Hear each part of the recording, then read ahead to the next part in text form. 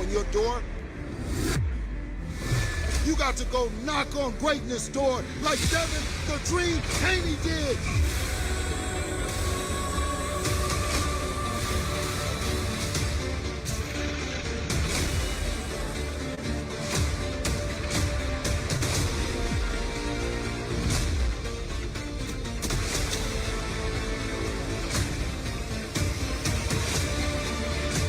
Just got through seeing Devin the Dream Haney, the best fighter in the world, put in work, and you know who came to watch us.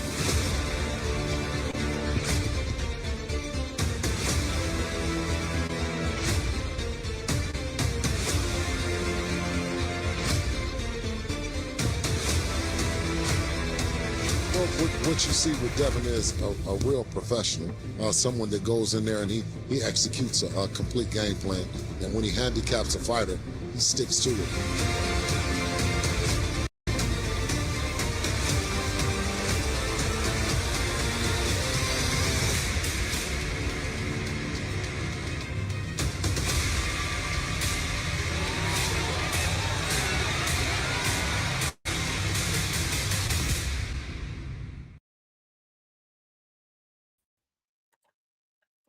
Salute, salute, salute. We got conversation today, y'all. We got some conversation. But hold on a second. I need to get my other page. I need to get my other page right. Because I'm expecting the trolls. I'm expecting that. But I got to make sure that all trolls, in order to speak to me, you're gonna have to pay for it, bro. So hold on a second. Let me just update this, and then I'm gonna shout everybody out, and we're gonna get to this work. Hold on a second. Let me update. Subscriber. Custom. Links. Let's take that. Switch back over here.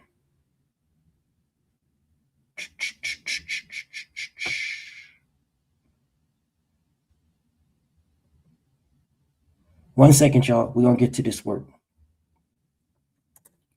1 second. Got to do some upgrades.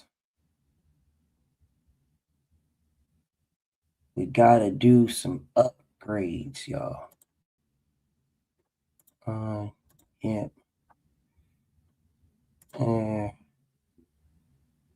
We got to do some upgrades. Customize. First we'll upgrade to subscribers only. We'll see how long this lasts before we go to members only. Yeah. I'm gonna give you guys 1 solid week. There. You have been subscribed to me for a week. We'll start out like that, y'all. All right. Who we got in the building, y'all? Let me shout out my people. OG Oak Park. What's up, OG? Johnny Q in the building. What's up, Daryl? Salute to my brother Daryl. My brother Mark Wunderlich in the building. What's up, Slim? Snoopy Mac, Dream Team.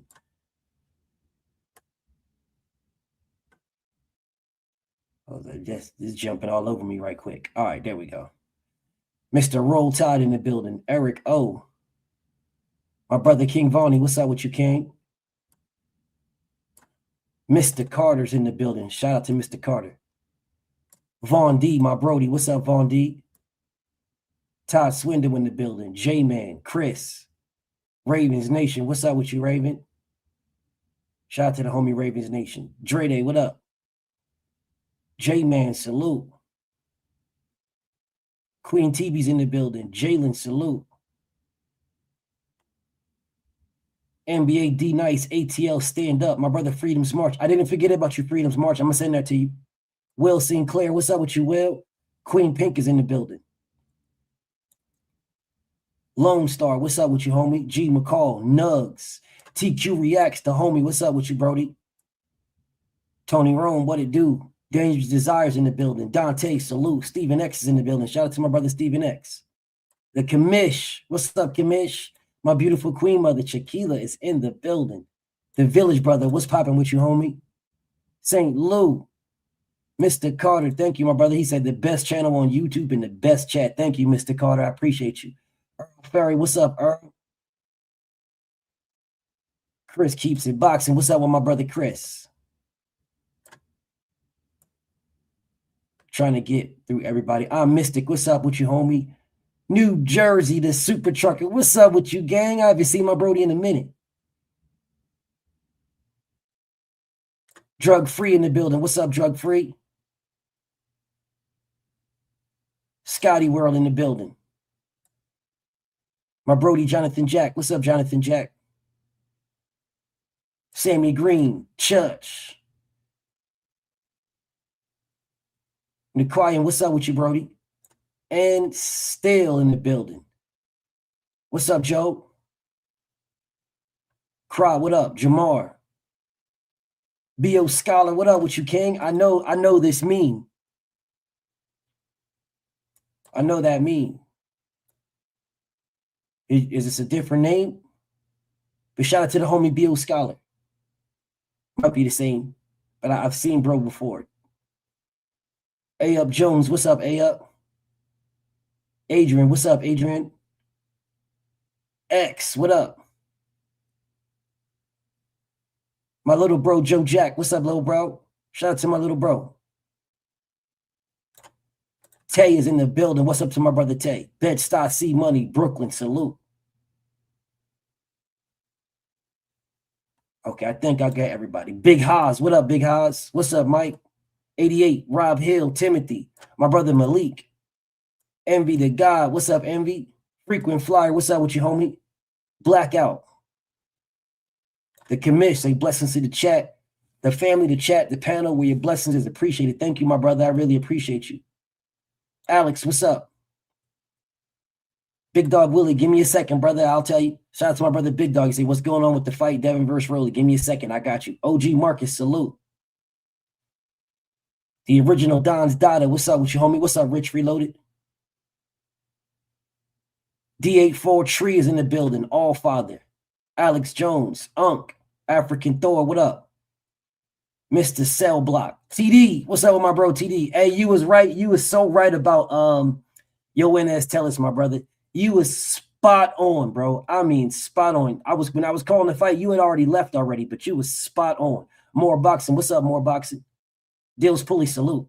You picked Yo NS Tell Us. I picked Brian Mendoza, brother. You was spot on. BBO, what's up with you, homie? You was my brother TD.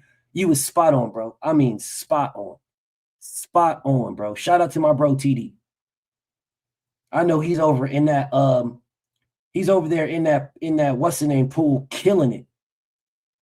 He's over in that pool killing it, bro. I mean, I bet you TD is like at least 8-9 fights above everybody else. I'm just what up? All right, so let's get to this right here. Let's get to this. Listen, y'all. The fight is scrapped. All right, the fight is scrapped. Just want to make sure we're clear. We got it out there. It's out in the open. The fight is scrapped. Now, hold on one second. Let me make sure I tighten up my bro right quick.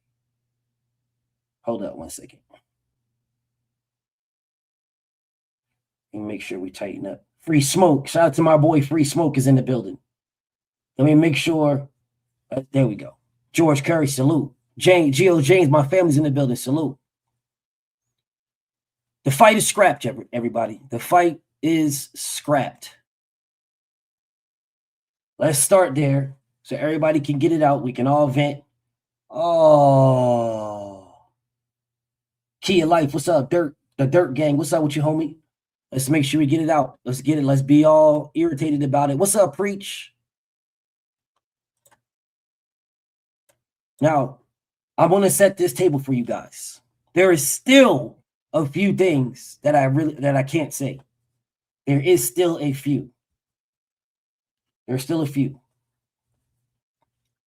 But there is some that I can. Big Freddie, what's up with my bro Big Freddie in the building? There is some that I can. And the things that I can, I will say.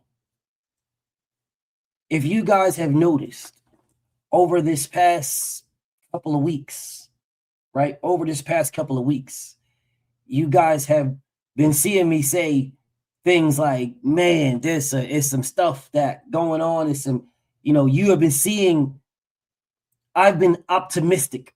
I've been trying to be optimistic, right? I've been trying to be optimistic.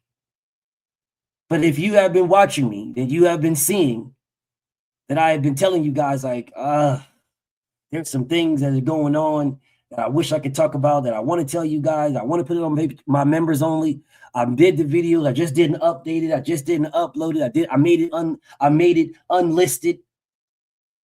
Right? I did the video, just made it unlisted. If you guys have noticed, I've been telling you guys this now for about 2 weeks.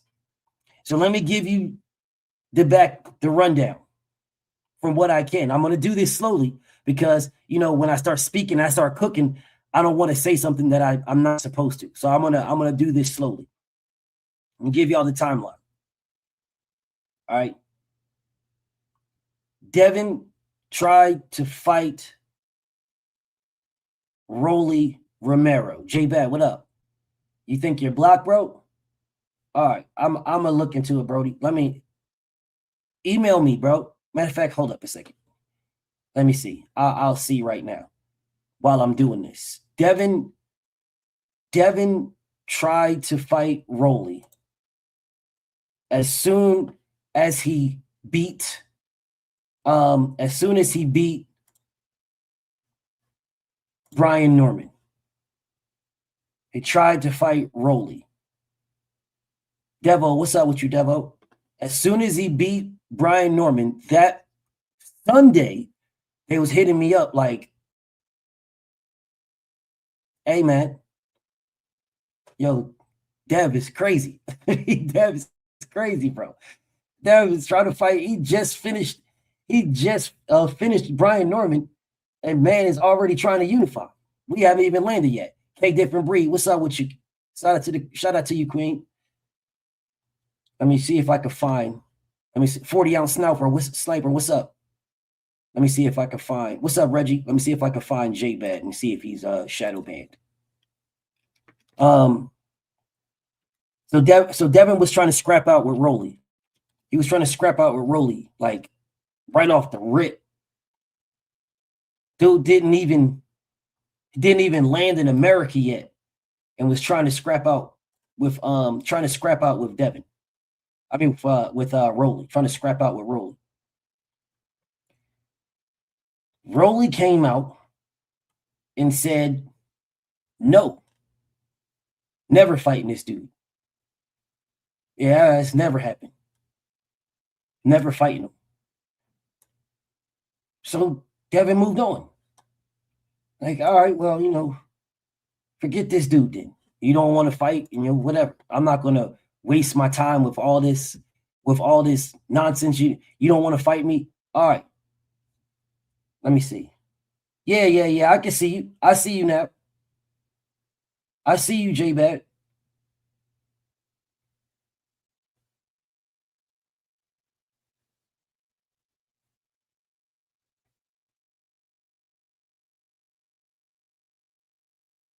I see you, bro.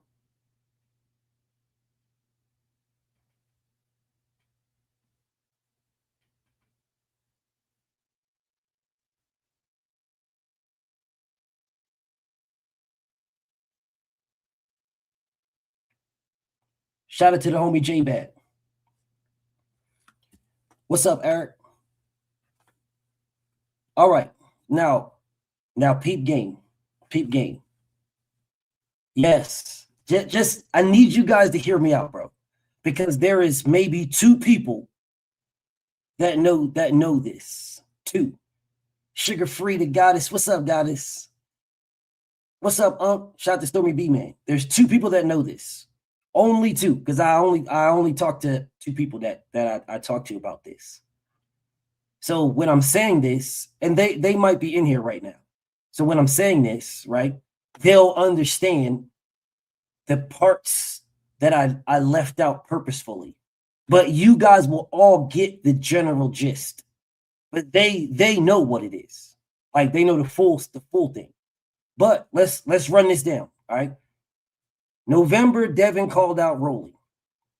He called out Rolly and was like, hey, let's unify. Rolly said no. She said no, not doing it. Never fighting this guy. It's never going to happen. So Devin moved on. There was a couple of fights that he was trying to get. He couldn't get those fights. Then the what's his name fight came up with Xander Zayas. So he went to go get that fight, right? They stalled that. Bro, listen, bro, I'm tired of seeing you. So because I'm tired of seeing you, goodbye. Because I'm tired of seeing you. I'm tired of seeing you. Don't worry, man. June is right around the corner. I'm tired of seeing you. Dead serious, bro. I'm tired of seeing you. June is right around the corner. It's right around the corner. Anyways, shout out to my Unc Stormy B, man. Thank you so much, Unc. He say for the grind. I appreciate you, Unc. Make sure you guys subscribe to my Unc, y'all. Make sure y'all subscribe to Unc, bro. Make sure y'all subscribe. Unc be putting in work himself. He puts in serious work. So make sure y'all subscribe to Unc, bro. Make sure y'all do. So anyway, let me finish laying this out for you guys. Let me finish laying this out. Rolly said no. He's not doing it. He's never doing it. Devin moved on, trying to get some other fights. You all remember the Lewis Crocker fight came about, right? There was all of these that came about. And behind the scenes, there were some other ones that I still want for them, right? For like the Stanionis, I'll say that's a fight that I still want because Devin will be the lineal champion with Stanionis because he already beat Brian Norman. So Stanionis is next. So he beats Brian Norman. I mean, he beats Stanionis. He becomes the lineal champion, right? So that's an option. But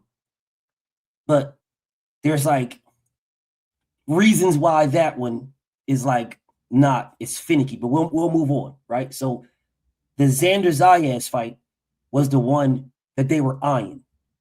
Okay, so since Rolly doesn't want to fight me, then what we'll do is Xander Zayas is about to unify, so we'll fight Xander. They work with no, let me back this up. I'm sorry. Let me back this up. It was before Xander, it was Keyshawn, right? It was Keyshawn. So they was working with Keyshawn people. Everybody was in agreement. The fight was supposed to be in February. What's up, S. Walker? Shout out to my boy S. Walker. Everybody was in agreement. The fight was February. The fight was supposed to be in February. But what was so crazy is everybody was in agreement, but Keyshawn's side didn't say that they was also getting the Jermaine Ortiz fight. So Keyshawn's side didn't say anything, right? They didn't say nothing. And Devin's side, after finding out, just chalked it up to the business of boxing, right? They just chalked it up. All right, this boxing is a dirty business. They're trying to be conniving and whatever the case may be. Eric Jordan, shout out to my bro. He say, Roly Poly is a disappointing duck. I knew that Roly can't fuck with Devin. The Dream Debo, Ninja Sword, Haney, Devin Haney is heavyweight. He might as well be. Shout out to my boy Eric, bro. I appreciate you, Eric. Definitely appreciate you, bro.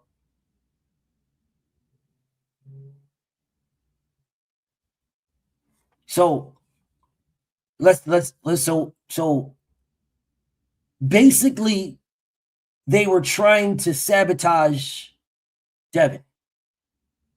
They were trying to sabotage him with the Keyshawn fight, right? So it was Get Keyshawn and Devin talking. Get Keyshawn and Devin talking. Hold up. Get Keyshawn and Devin talking. Get Keyshawn and Devin. Get Keyshawn and talking.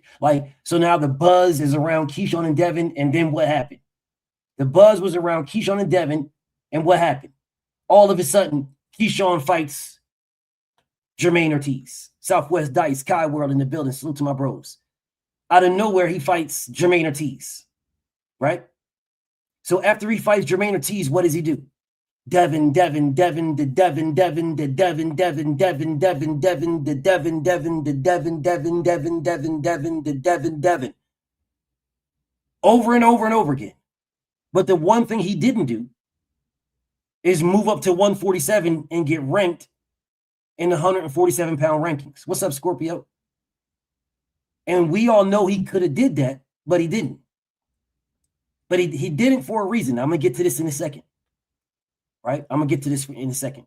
So then we have Devin's like, all right, well, these dudes is using my name, so what I'm going to forget it now. We got the Xander. And then Xander came into play.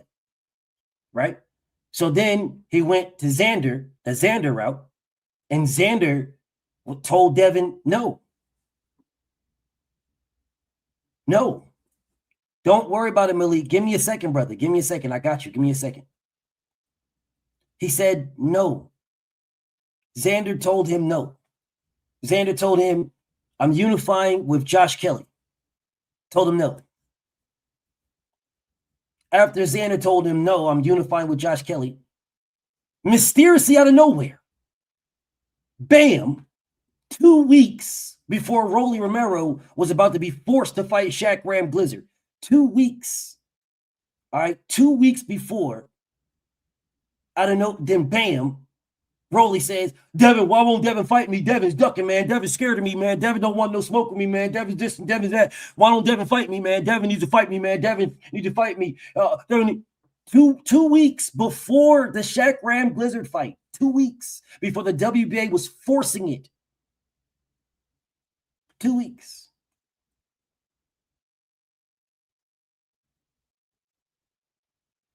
So then Devin's like, okay, well, Xander told me no. Keyshawn told me no. But Rolly is telling me yes. Bet. Okay, Rolly, let's get it then. So then Devin gets into negotiations with Rolly. And then, bam, Xander Zayas jumps into negotiations with Jerron Boots Ennis. So Xander told Devin no. So Devin started working to make the Rolly fight. And then after Xander told Devin no, he jumped into negotiations with Boots. And not only did he jump into negotiations, bro, the negotiations took literally a week and a half, 2 weeks. Like a week and a half, 2 weeks, y'all. And it was done. What's up, Snack? I see you, bro. What's up, Eden? Like a week and a half, 2 weeks, and it was done. They were just looking, they were waiting for the Keith Thurman fight to announce that this fight is happening. D-Quest 007. I do not care if you say it's a great fight, my nigga. You understand what I'm saying? I don't care. And no, it's not a great fight. I want to make sure we're clear here. I do not care if you say it's a great fight. Stop trying to distract from what I'm doing, brother. It's a good fight. It's not a great fight. It's a good fight. Anyways, yes, it's official for June 27th, like I told y'all it was. The Drew, my Brody, is in the building. What's up, Drew? Shout out to my Brody. The Drew is in the building. Make sure y'all subscribe to the Drew. All of my boys' channels, bro. Make sure y'all subscribe to my bro in the Strong House. Make sure y'all subscribe to my bro on all of his channels. It don't matter who you are, D-Quest. I'm not beefing with you, bro. I'm not beefing with you all. You don't listen, bro. You don't have to be full team Haney for anything, brother. You can rock out with who you want to rock out with. And if your opinion is it's a great fight, my brother, I'm totally fine. I'm telling you, my opinion is that is not a great fight. It is a good fight. but it is not great fight. Because we ourselves as fans, I'm going to get back to what I'm doing here, but I need to make sure we're clear. Us as fans, we label everything, every fighter A-level and every fight great. If every fight is great and every fighter is A-level, then no fighter is A-level and no fight is great. It's not great. We have to give it to ourselves. We have to make, my brother D-Quest, we have to make it ourselves that these the tippity top fights that we want are great. That's what we need to do. We need to stop calling every fight great and every fighter greater. If you don't call Devin great, I'm cool with that. If you don't call Boots great, I'm cool with that. We should not be calling every fighter great and every fight great. Doesn't matter if you're DHP all day, brother. I got no beef. I'm just saying we do this to ourselves. Every fight is not great. It's not great. There is good fights. There is specific fights that should be targeted for the creme de la creme. Those are great. That's what we should do. And when we set that tone, my brother D-Quest, when we set that tone, then it forces people to give us what we call great fights. If we call every fight a great fight, then they'll just give us whatever we want, whatever. And then people use that terminology, my brother D-Quest. They use that terminology for anything. Oh, it's a great fight. Then they can justify BS, right? They could just give us some garbage and justify it as a great fight and give us BS. It's us, my brother D-Quest. We need to stop doing that.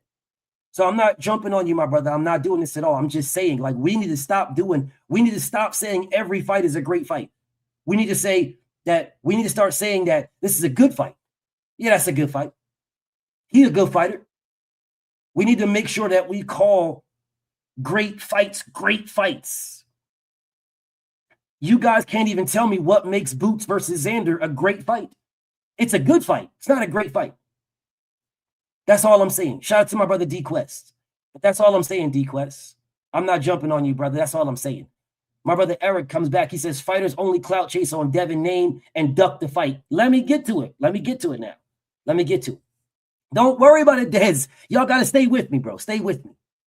Please stay with me. Please. Shout out to my brother Dez, 215 Fly Eagles Fly. Hey, Beezy. Salute. Listen, just hear me out now. Hear me out. And if I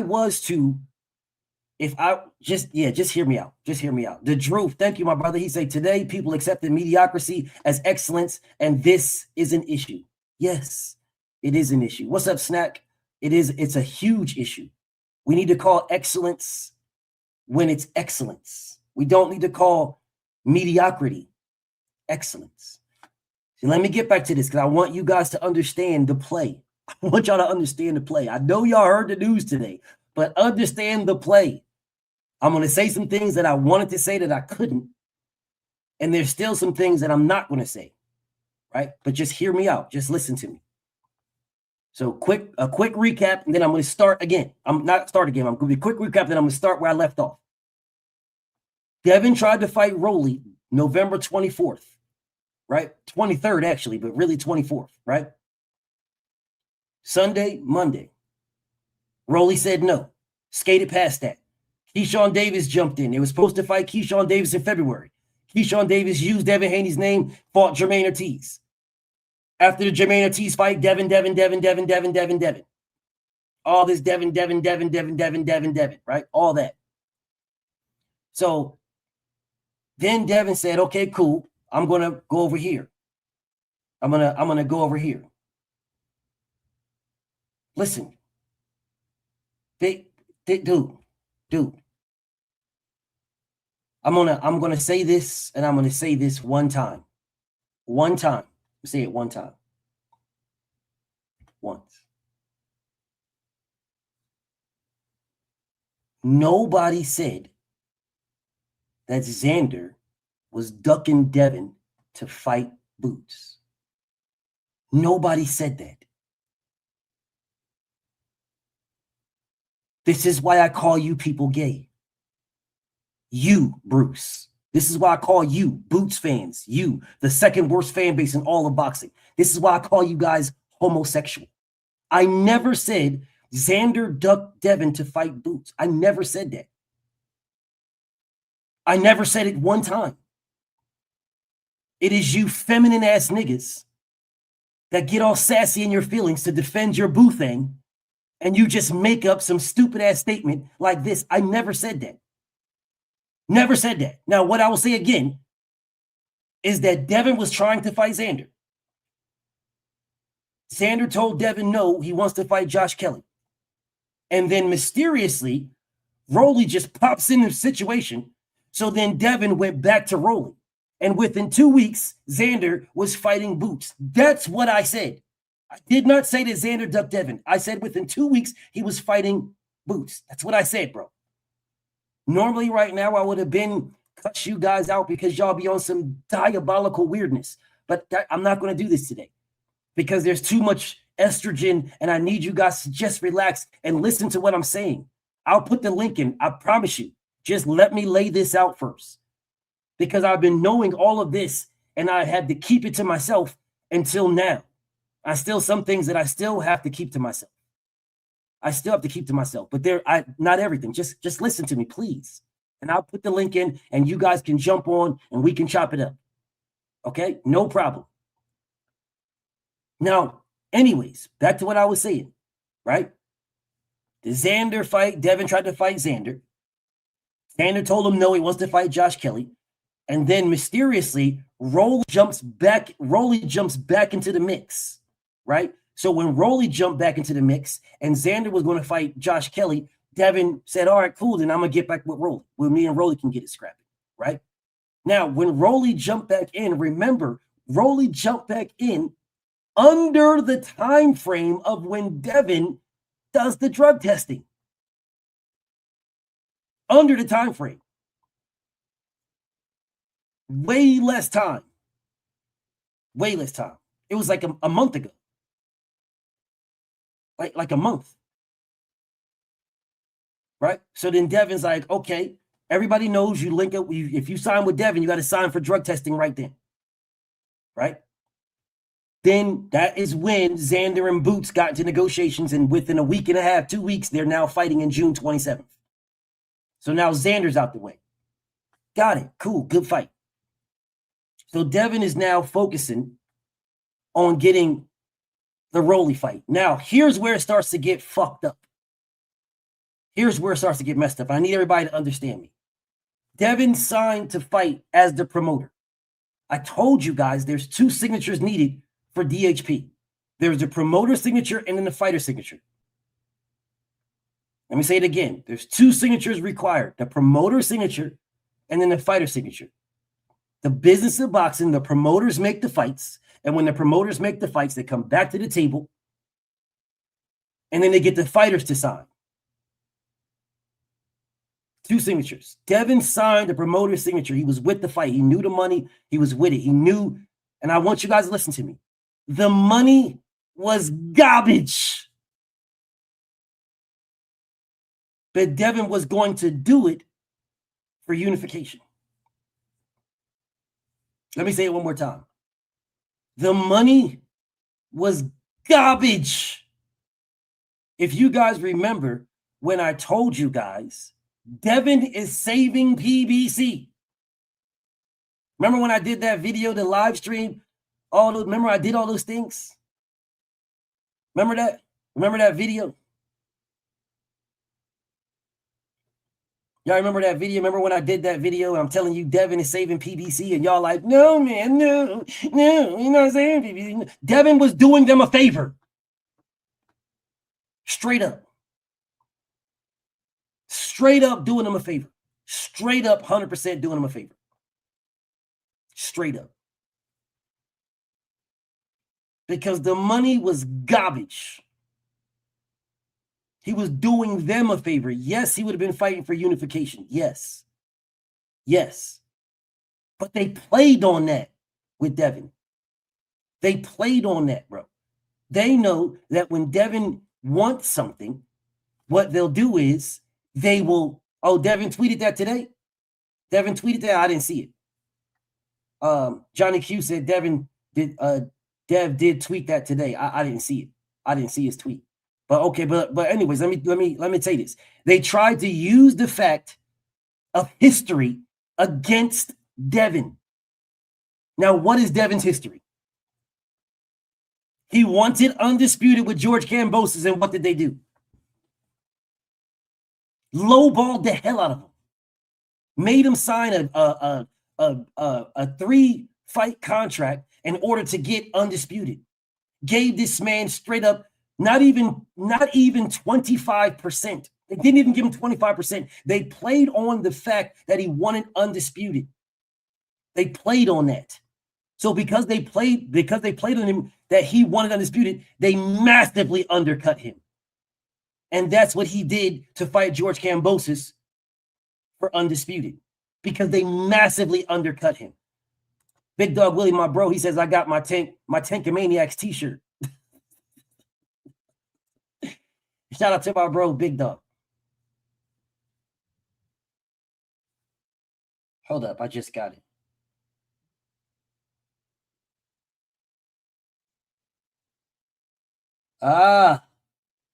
So we did. Yep. So Devin tweeted it.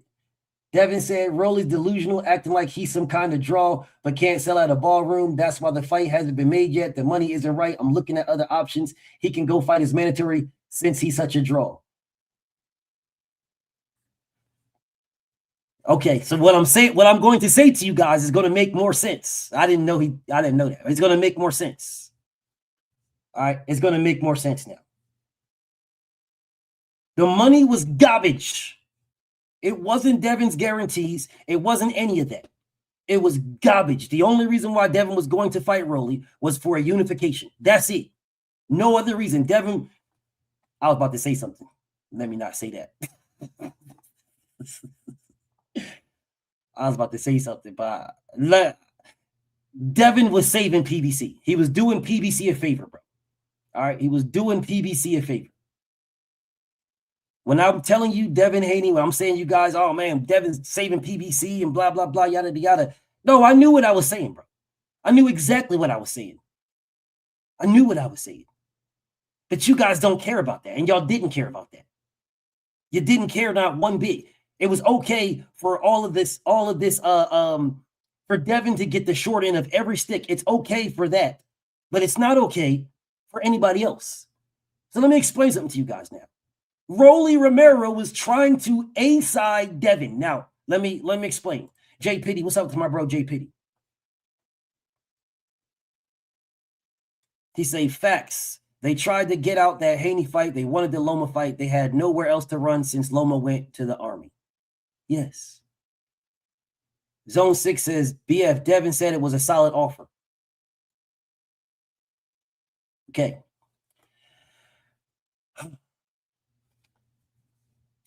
Let me explain to you guys, once again, shout out to Zone 6, I got no beef with you. Let me explain to you guys once again, when someone says, hey, it's solid. Let me explain this to you guys. If you put up, I'm going to just throw a number out there. Let's say $1 million. If you put up $1 million, right? $1 million. And the split of $1 million, let's say, is you get 400 and they get 500, right? You get 400, they get 500, and there's $100,000 to get the event and marquees and stuff like that, right? That deal itself is solid. That's a solid deal. All right, that's a solid deal. There's $1 million. You're getting 400. I'm getting 500, and we have $100,000 to set things up, to get everything in motion. We got $100K. That deal in itself, in a vacuum, that deal by itself is solid. That's solid. That's a solid deal. Right? The numbers are solid. Total of $1 million. You get 4, I get 5. We got $100K to make the fight. That is solid. Everybody understand what I'm saying? That's solid. The problem is Bill Gates, Warren Buffett, Jeff Bezos, Elon Musk. That is not a solid deal. It is a solid deal for them if they want to do that deal. If they want to do it, the numbers, the equation in the numbers, got it. Okay, so it's $1 million. You're going to get 400. I'm going to get 500. We got 100,000 to make the events and stuff like that. Okay, that's solid. That's solid. But in the grand scheme of things, nigga, I got 3 watches that cost this. I don't need to do this shit. I have 3 watches, literally 3 watches in my closet that I haven't worn in a year that are this. I'm doing this because there is something here that I want. I don't fucking need you. I don't need any of you niggas, but I want your strap. I want it. I don't need you. The deal is solid.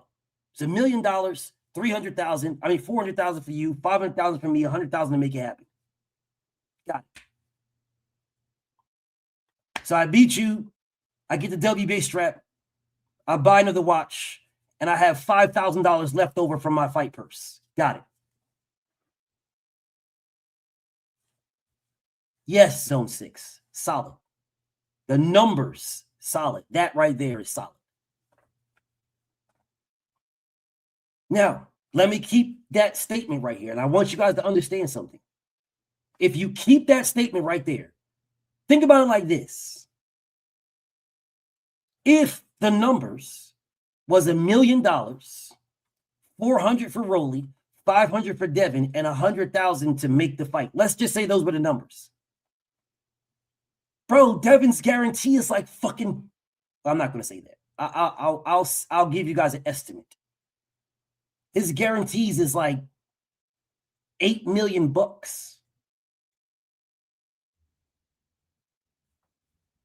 $8 million, bro. I'm just going to say that number. I'm going to say that number. If my guarantees is 8 million, right? And that's not true. But let me just say, if my guarantee was 8 million, right?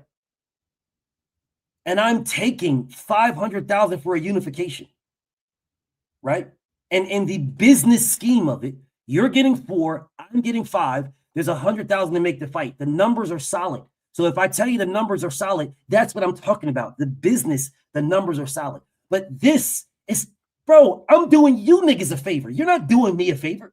I don't need undisputed at 47. I really don't need it. I'm already solid. My legacy is solid. Y'all are not going to disrespect me. But if I'm taking this, if I'm willing to do this, what the fuck is you niggas trying to little boy me for? Just think about this for a second. Think about it for a second. What are you guys trying to little boy me for? Why are you trying to little boy me? If I'm willing to take this for a unification, why are you trying to B-side me? Think about it. Bro, Devin could have scrapped this from the very beginning. From the very beginning, he could have scrapped this. He has been trying to make this from the very beginning. Think about this, y'all. From the very beginning, he has been trying to make the Rolly Romero fight from the very beginning, from November, and then they left Devin, said no, and now they came back to him a month ago. He's been trying to make it for a solid month. If the numbers was garbage from a solid month and the man was agreeing to do it, why would you try to little boy him even more? Why? Main biker salute. Like, why would you try to little boy him even more, bro? Dangerous desire. Just hold up, brother. Trust me, I got you. Just stay with me. Just stay with me for a second, y'all. Stay with me. Don't worry about anything else. Just listen to me. Right? So I'm here. I don't need you at all. I want your strap. Right? You came to me with an offer that was low as a bitch, but the numbers were solid. You were getting this. I'm getting this. This is what was making the fight. Cool. Solid numbers. Solid. Business-wise, solid. It's not nothing like anything I'm making without you. I make more without you, way more. Multiple times more. Multiple times more without you, bro. Without you, I make multiple times more without you. I'm willing to do this. For over a month, Devin has been trying to make this happen for over a month. And for they little boyed him, took it out of New York, where the drug testing mounts in your system is 0, brought it to the damn Vegas. Devin was like, fine. Fine. You waited all this time, right? You waited all this time from November until now, a month ago, right? For 2 weeks before you got to fight Shaq Ram Blizzard. You wait 2 weeks before that mandatory comes into place. And now you want to work with me. And Devin even called him out and said, bro, you thirsty as hell to fight me now. You thirsty as hell. I guess your mandatory is coming up. Devin called his ass out. You thirsty as hell to fight me now. I guess your mandatory, I guess your mando is coming up. Huh? I guess your mando's coming up. Because it was. Because right before Rolly went to Dev, the WBA said, Rolly, you have 2 weeks to fight Shaq Ram Blizzard. You have 2 weeks to sign. 2 weeks. You have 2 weeks to sign. 2. Scotty is delusional, but shout out to Scotty. What's up, Romello? See, you have 2 weeks to sign. Then mysteriously, you're forcing to smashing the gas with, and Devin's like, oh, okay, we could do it. Let's do it. But why are you guys now adding stipulations? Why are you adding stipulations? If you're so desperate to fight me, what's wrong with New York? You just fought in New York. Your last fight 302 days ago was in New York. So what's wrong with fighting in New York? What's wrong with the Barclays? Are you scared? I want to go to Vegas. Devin's like, cool, fine, cool. Well, if you're going to Vegas, then you guys need to come up with some more bread.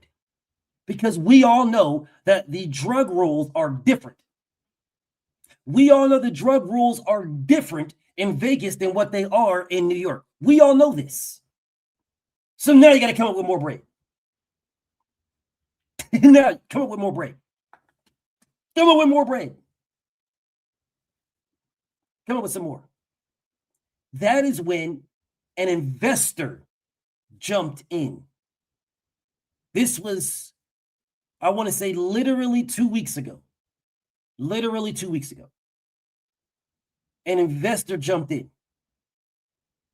The fight was going to be signed and announced Friday 2 weeks ago. An investor jumped in and said, no, don't. Right? Don't do it.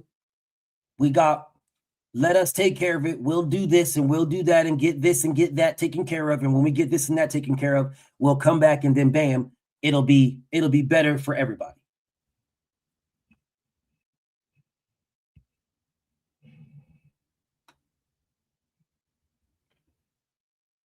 And then pulled out a week later. The fight was supposed to be announced on the Keith Thurman Fedora card. It was supposed to have been announced. But right before it was supposed to be announced, it was scrapped. Now, let me address something here. Let me address something here.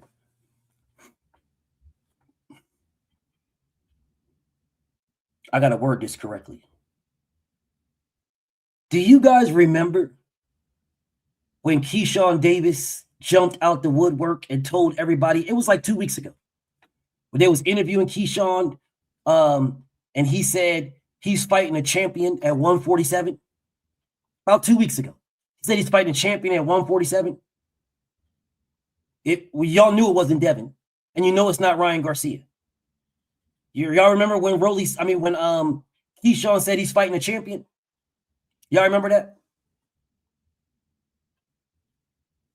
Do you remember when Keyshawn got on Nightcap with Shannon Sharp and said that he is fighting, that he's not fighting Devin right now because they try to disrespect Devin. Try to disrespect Devin, and then they try to disrespect try to disrespect him. So he's going to go up there, get a belt, and then go back to the table where they got to respect him. Remember when Keyshawn said that? It wasn't Lewis Crocker. Lewis Crocker got the mandatory, he's got to fight. On Nightcap, he said Lewis Crocker. But 2 weeks ago, he said he's just fighting a champion. He didn't say Lewis Crocker. 2 weeks ago, he said he's fighting a champion. Right? 2 weeks ago. Before that, on Nightcap, before that, he said he was fighting, he's going to go after Lewis Crocker. Before that was Lewis Crocker. But 2 weeks ago, when he was outside being interviewed by like Fight Hype or something like that, he said he's going to fight a champion. Said he's fighting a champion. Scotty, salute to Scotty. He say, obviously Haney will beat Sandor, but I guarantee Sandor would accept the fight. Maybe. But Sandor is what? What is Sandor? Is Sandor going to go to 47 to fight Devin? But anyways. Yes, TD. Shout out to my brother TD. Yes. In New York, when they was doing a Top Rank deal with DAZN, he said he was fighting a champion.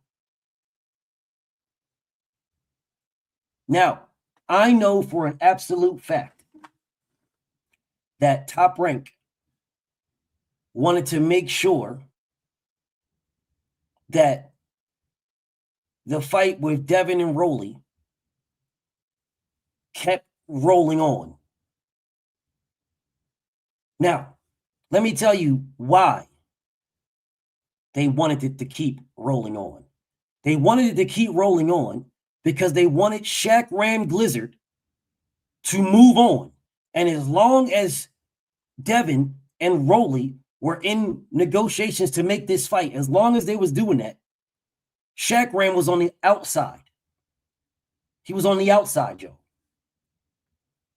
Because unifications trump mandatories. He was on the outside. So what did Shaq Ram just do today? Just today, Shaq Ram is fighting Jack Catterall on the Usyk undercard. He just announced today that he is fighting Jack Catterall on the Usyk undercard, which frees up Rolly Romero. If it frees up Rolly Romero, then what fucking champion do you think Keyshawn Davis is trying to fight? What champion is available now for Keyshawn Davis to fight? What champion? This is what I have been telling my brothers now for a solid 2 weeks, I want to say. They use Devin Haney's name. They have been using this man's name from the beginning. The reason why, do you guys think that the Top Rank versus a Top Rank signing to DAZN just popped out of nowhere? Or do you think Top Rank has been negotiating with DAZN for a while? Do you think it just popped up? It did not. It did not just pop up, y'all. It did not. Top Rank has been working, trying to make a sign with DAZN for a minute now. When that fight was, when that connection, that partnership was announced, remember, Top Rank lost their damn deal in June of last year. August. June was the last one, but August was when it was official. So from August till this month, they have been in negotiations with multiple networks trying to find a home. DAZN was one of them. So this part that I'm telling you, which if you remember if you're a member, then you have seen me say this already. There's a video of it's more inclusive. I just didn't make it public. It's more inclusive, bro. And I'm probably not going to make that one public, to be honest, because that one was more of a me venting, right? More of me having all of this information, and I know where it's headed, and I know they're trying to do Devin dirty. They're using this man's name, but I really can't put it out to the public, because if I do, then people will use it against him and it'll be bad for his business, and I don't want to do that. So that video that I did that I probably won't make public, I won't make for the members, was more me venting. It's more me venting. It's more of me venting, y'all. So I'll just leave it like that. Did Bill tell you the fight is off? I'm confused. Devin says the fight is off.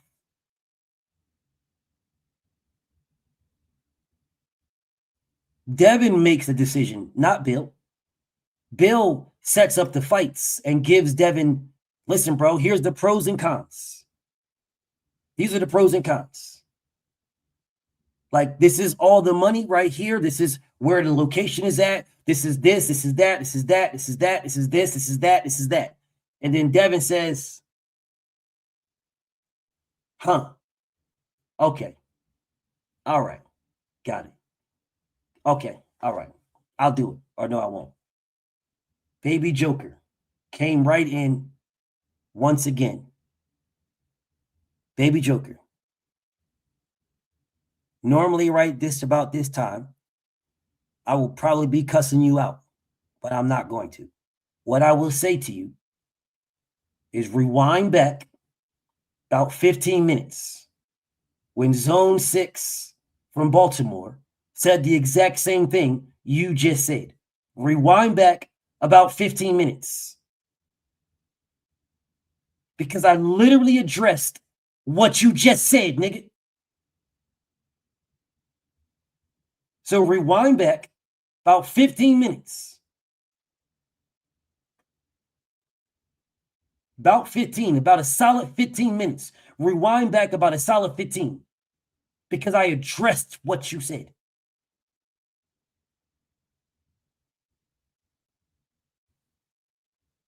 Brandon, what's up to my brother Brandon? Thank you so much, bro. He said, that's cold. They sent Dev a bogus offer just to get rid of Rolly's mandatory. Help me out, BF. You got to make up a name for this level of duck. Listen, if you guys, shout out to Baby Joker. Shout out to you, bro. Shout out to Baby Joker.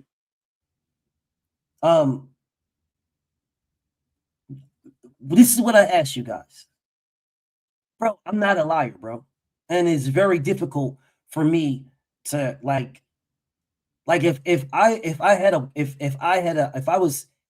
was to cheat on a woman, I would get caught fast as hell. I would get caught fast as hell, dog. I promise you, dog. I would get caught fast as hell, bro. I would get caught fast as a bro. I would come home and she would be like, where were you at? And I'll say, what? Nothing. I didn't do shit. I did what? What do you mean, where was I at? I mean, nothing. I would get caught fast as hell, dog. Dog, I would get caught fast, bro. I would get caught fast as hell. Listen, bro, if you go back, just go back this week and watch my videos, just like the beginning parts of my live streams where I'm talking about Devin.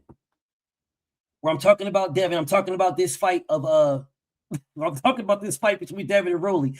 And you'll see, bro, you'll see it's been a difficult process for me to not say what I know. Like it's been a hella difficult process. It's hella difficult trying to maneuver without saying what I know. But man, I promise you, I'd get caught fast as hell. I would get caught fast. real fast. Yo, within seconds, bro. Within seconds, I'll be Fact Snoopy Mac talking around it the whole time. I will get caught fast as hell. Super fast. They'll be like, she'd be like, so did you go to Walmart like you said you was going? I didn't say that. I said I was going to Kenny Shoes. Like, no, you actually text me that you was going to Walmart. I'll be like, somebody hacked my phone, bro. Somebody hacked my phone and sent that. That wasn't me. Like, but what do you mean it wasn't you? You FaceTime me. Like, hey, that's AI, dog. Bro, that's AI. Hey, that was AI, bro. I didn't do that. That was AI. Like, what do you mean it was AI? That was literally you, dog. Like, nah, I didn't do nothing. I didn't do shit. She called me. Like, wait a minute. Who? Ain't nobody mentioned nothing about nobody else. Like, yeah, you did. You said I was in Walmart with a bitch. That's what you said to me. You said I was in Walmart with a bitch. That's what you said. You said I was in Walmart with that big booty bitch that had the curly African afro. That's what you said. I heard you. Like, nah, I didn't say any of that. Yes, you did. You said the bitch was wearing dress pants. She was wearing dress pants and shit, and a black hat and a black shirt. I heard you. Bro, I was telling myself so fast, bro. And then I would sit there and sulk about it, be like, man, I can't believe this shit, man. Can't believe she said I was cheating. Like, no, you said you was cheating, nigga. Like, nah. Is it really cheating if you wear a condom? No. It's not cheating if you wear a condom. That shit is not cheating, bro. It's not cheating. You don't feel anything. It's not cheating. Like, wait a minute. Well, hold up. But can mind you now, she didn't say shit about nothing. But can you at least give me some credit? I wore a condom. Can you at least give me credit? While you saying I'm cheating? Knowing I ain't cheating. Is it really cheating if you wearing a condom? Is it really cheating? Man, I'll be all fucked up in the game like a motherfucker. All fucked up. But anyway, so let me get back to this. Now. So with Rolly Romero, who really they purposefully lowball Devin, purposefully to play on what happened with him and George Kambosos. Right? They purposefully did that. Purposefully. To drag out the time period so Shaq Ram can move on, which then relieves Rolly from having a mandatory so that Keyshawn Davis can jump in. Now think about this. That part right there is my thoughts. Now I want you to think about this. Top Rank starts working and negotiating with DAZN. Top Rank, every promotional company wants to be looked at as the best promotional company, every single one. Now, why would Top Rank, who is trying to work with DAZN, why would Top Rank want Keyshawn to fight Devin on DAZN if Top Rank is not with DAZN? Keyshawn and Jermaine Ortiz, cool. I'm showing you guys we're willing to work with him. But why would I put Keyshawn on DAZN with Devin without me being a promoter with DAZN? Why would I do that? Hence the reason why Devin and Keyshawn didn't fight in February. Because the deal with Top Rank wasn't signed with DAZN yet. DAZN don't give a damn about Devin. Devin is a means to an end. They don't care about him. They care about top-ranked fighters. Matchroom doesn't care about Devin. He's a means to an end. Matchroom cares about Matchroom fighters. Golden Boy doesn't give a damn about Devin. He's a means to an end. They care about Golden Boy fighters and PBC. The same thing. They don't give a damn about Devin. He's a means to an end. Now, what we need to look at is what the end is. What the end is. Pause right there. What the end is. Now, what's the beginning? Here's the beginning. Who puts influxes of money into the zone? Who puts influxes of money into boxing? Who puts influxes? Who has large cards where they pay out large bread? Who is doing that? You guys know. I'm not going to say nothing. You guys know. Put large amounts of bread into it. Well, if this guy doesn't know a damn thing about boxing, he just likes the fights he likes. Well, then what we do as the promoters is we want to get in because we want to ultimately get back to where we're at without the nigga. I probably lost some of y'all. But let me run that back. 4 years ago, 2022. It was nothing but A side, B side. 2022. You had to capitulate. You had to bow down. You had to kiss the ring. You had to do this and do that. You got to do this. You can't do this because this guy that. You can't do that because this guy that. Well, people came into the sport of boxing and removed that. What do you want? What do you want? We got to fight. I don't need you and you to sit at some table and argue amongst yourselves. I don't need that. For what? Where are you arguing over what? Just what do you want? What do you want? What do you want? Okay. Okay. Why do I have to have you sit at some table where this guy is going to little boy you? You guys are fighters. Y'all have egos. Y'all don't want to capitulate to nobody. You don't want to bow down to nobody else. Why would I do that? No, what do you want? What do you want? Okay. Well, the reason why it was like that before, because the promoters were getting all the bread. I showed y'all the breakdown for the business of boxing. You go to the guys, you get the bag, you take your cut off, you go back to the table, you break whatever down with the fighters, whatever they accept, and then we go down from there. Right? From right there at that, while you're breaking that, remember how I told y'all, because I'm about to do a video, and I want you guys to, I'm going to preface it right now. Terrence Bud Crawford proved me 100% correct. Kia Life, salute. Clay King, salute. Terrence Crawford proved me correct. Crawford proved me right. When I tell you the business of boxing, how it worked, Terrence Crawford did an interview not too long ago. I'm going to do a video on it. And he proved me right.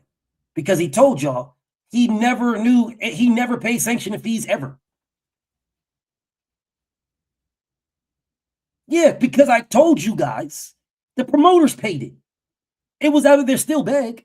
Remember when I did the go back and watch my my business of boxing breakdown. Go back and watch it.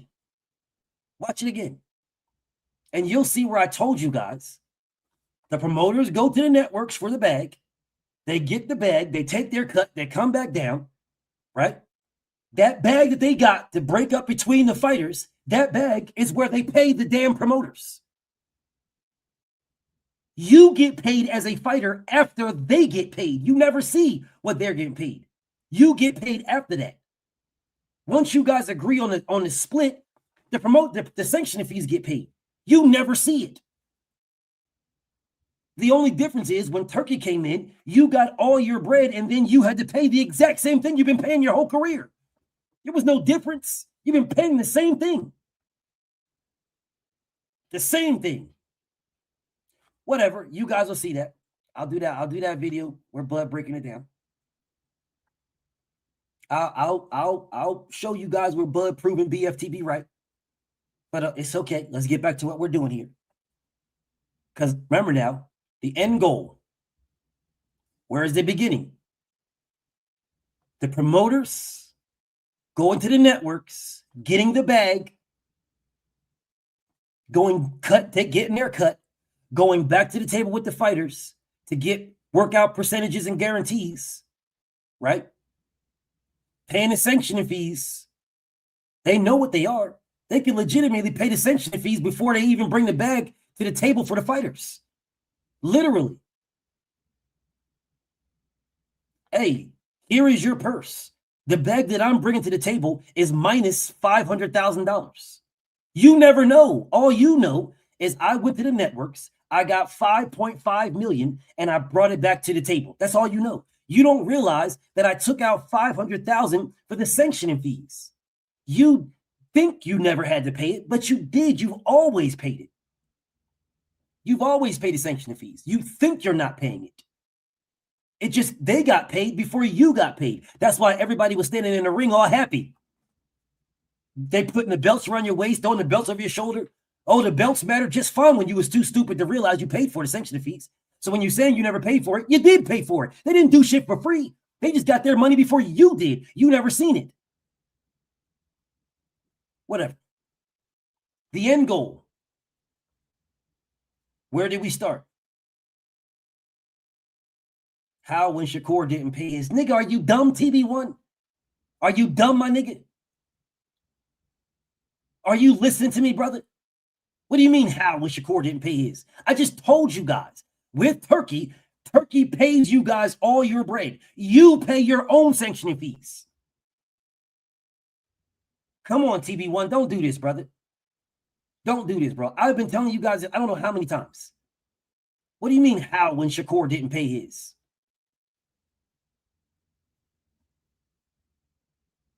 TB1, are you even listening, brother, or are you listening to what you want to hear? Are you listening to me, brother, or are you listening to what you want? Bro, I'm asking a question. I've already answered that question, TB1. This is what I'm saying. Are you listening or are you not?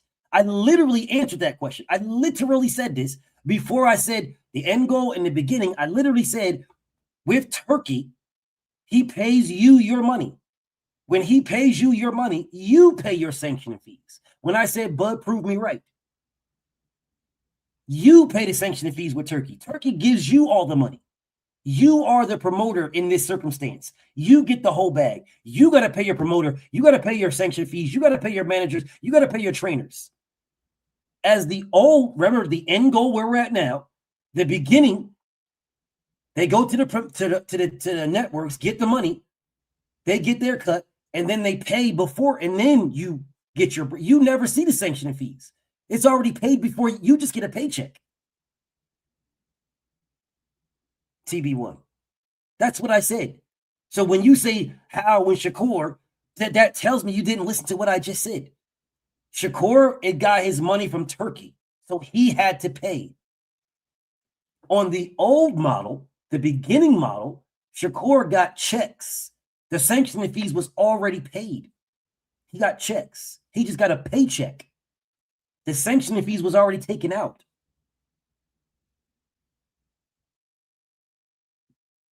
End goal, where it started. The fighters were happy because they were thinking that they're drunk Irishman. What's up with you, bro? The fighters were happy because they were thinking that I'm getting all of it. I'm getting the bag. I'm getting blah, blah, blah. But you really weren't. And I've been telling you guys this for months and months now. You're not, bro. You are getting a percentage of a percentage. You think you're getting the max dollar, but you're getting a percentage of the max dollar. And that is what they was getting, and they were fine with it because the money, if I put $5 million on the table and I say, this is it, count that money, y'all. Count the money. Count the money. What's up, D Free? If I put that on the table, if I put 5 million on the table, say count the money, and we all break it up. It's all good, TB1. I'm gonna redo it for you, brother. I'm gonna redo it for my bro TB1. Because I got the end goal in mind. So for my bro TB1, I'm gonna redo it. Shout out to TB1. Let me redo it for my bro. TB1. If I come to you with $5 million, a Christmas bag like Santa Claus with $5 million in it, throw it on the table, boom, dump it all out, count that money, let's bust it up. Brother, you're not thinking that I left the whole bag of 5 million in the car. You're not thinking that. You're not thinking that at all. What you're thinking is, BF brought 5 million, bro. We getting paid. We getting paid. That's what you're thinking. That's what anybody would think. It's a natural thing for us to try to believe in someone else. It's a natural thing. It's a rare thing for people who have absolutely zero trust for nobody. That is a very, very rare thing. Especially if me and you is cool, right? If me and my bro TB1 is cool, and I tell TB1, hey, go to the spot, bro. Go to the spot. I got the bag. And you go to the spot, you waiting for me. I come in the house. I got a Christmas knapsack, a Christmas bag over my shoulder, and I dump 5 million on the table and say, let's count that bread. Let's count that bread, bro. We about to get paid. Man, you not thinking about what else I left in the car. You ain't thinking, is that it? You like, oh shit. All right, let's count it. We just get to counting. The old model was the networks would give you 2 Christmas bags. 2. You put one in the back seat, one in the trunk. So nobody sees what you got in the trunk, but they see what you got in the back seat. And you got fishbowl windows, no tint. So when you pull up, niggas is looking outside. They see you open the door, grab the knapsack, throw it over your shoulder, close the door, doop, doop, doop, hit your alarm on your car and go into the building. So they see when you open the door, there was nothing else in the back seat. So there's really no reason to ask you, is that it? And that's the old model. That's the old model, bro. The old model was to get 2 knapsacks of bread, put one in the trunk, one in the back seat, and then pull up with fishbowl windows so everybody can see you bringing a big knapsack of bread out the back seat, and then you try to play it off, leave the door all wide open, stand there making a phone call so everybody can see in the back seat ain't nothing there. Like, yo, y'all here? Everybody here? Bro, I just pulled up, gang. You walking all around. You making sure everybody can see, got the music on, all 4 doors open so everybody can just look through the door, look through, see ain't nothing in there. There's just one big bag you got. You out, yo, everybody here? Is there all the gang here, bro? Yo, I'm here, y'all. I'm here. Making sure everybody can see you, knowing good and goddamn well you have a full bag of bread in the trunk. But you making sure everybody can see you got all the doors open. Music all banging.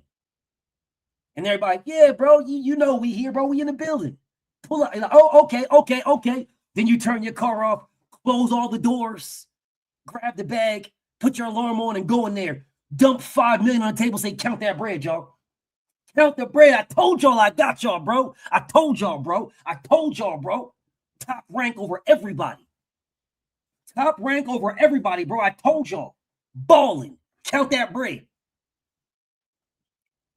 And everybody's like, yo, BF is that man, dog. He got $5 million for us, bro. Yo, BF the dude, bro. I'm telling y'all, bro. I've been telling y'all, I've been knowing BF from way back. Then I just sit there like,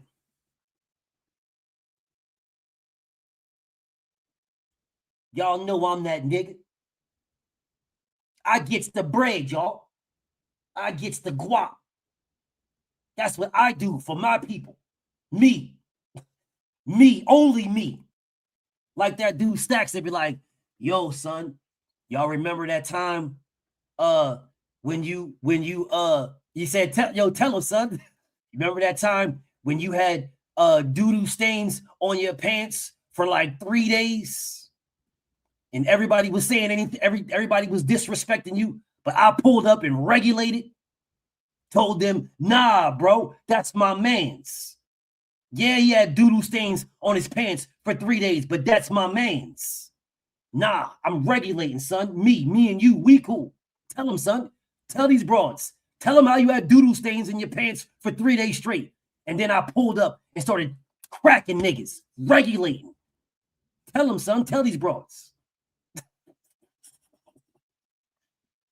It was like, tell these broads, bro. Yo, tell these broads how he was like, tell these broads how tell these broads how you had how you wear those pants. Those pants is nice, but tell these broads how you've been wearing those pants for the past 3 days. Where you get them from, though? Tell them, son. Tell these broads. I was the only nigga in the hood with a helicopter flying over the school, dropping major cash, showing hella love. Tell them, son. Tell them how, yo, son, remember when that dude knocked you out in front of your baby's mom and snatched your chain? Then I came through and had to regulate, knocked him out and his boys, snatched his chain and got your chain back, gave it to you. You and your baby's mom sold that chain, made hella cash. Here you go, bro. That's you. That's what I do. Show you love. Tell these broads how you got knocked out in front of your baby's mom, bro, because we family. You know what I'm saying? And I came through for you. That's what I do for you. We family. That's how family works. You know what I'm saying? That whole Christmas, you didn't have shit. But because of me, when I knocked out old boy that stomped you out in front of your girl, that was me. I did that for you. Tell these broads, son. Tell them, bro. Tell them how I looked out for you, showed you major love.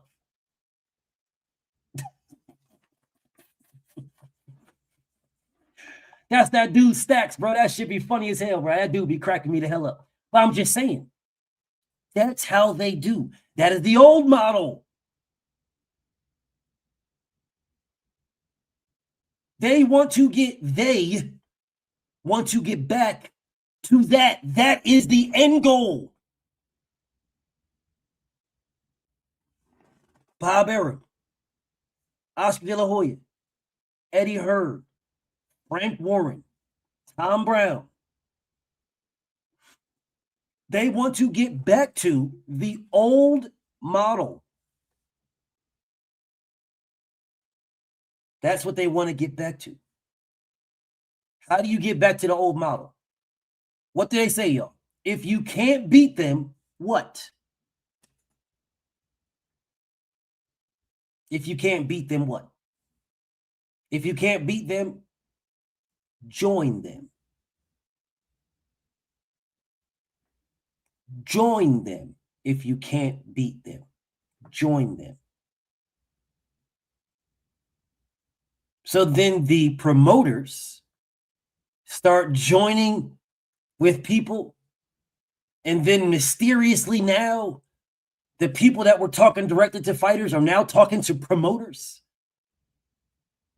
It literally went directly back to what it was before. Literally. Bro is just a financier now.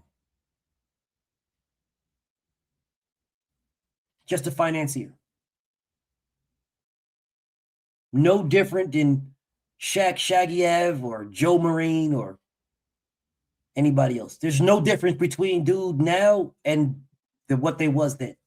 Because all of the promoters now talk directly to Turk. And then the promoters work with the fighters.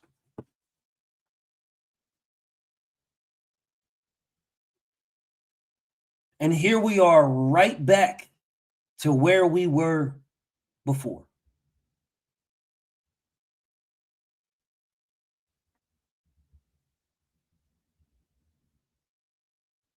Now, there's still a chance for things. There's still a chance for things.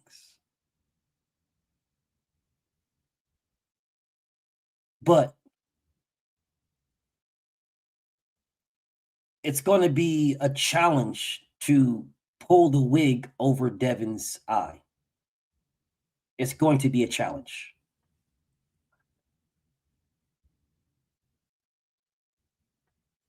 It's going to be a challenge to pull the wig over Devin's eye. At this point in his career, it's a challenge. It's a challenge to pull the wig over his eyes. This man legitimately, and I didn't even want this, he legitimately capitulated to fight Rolly Romero. Legitimately. The man was going to take fucking pennies to fight Rolly. He was going to take pennies. And they fucking continued to smash the gas on him, continued to B-side and do crazy ass shit and move things around and continually did it till he got to the point where he said, "Kiss my ass."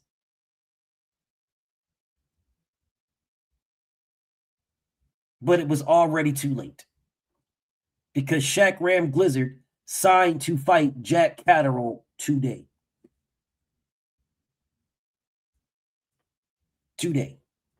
Shaq Ram Blizzard is Rolly's mandatory. Jack Catterall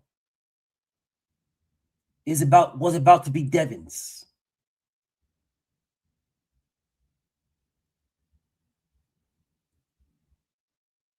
And that's what they were waiting on.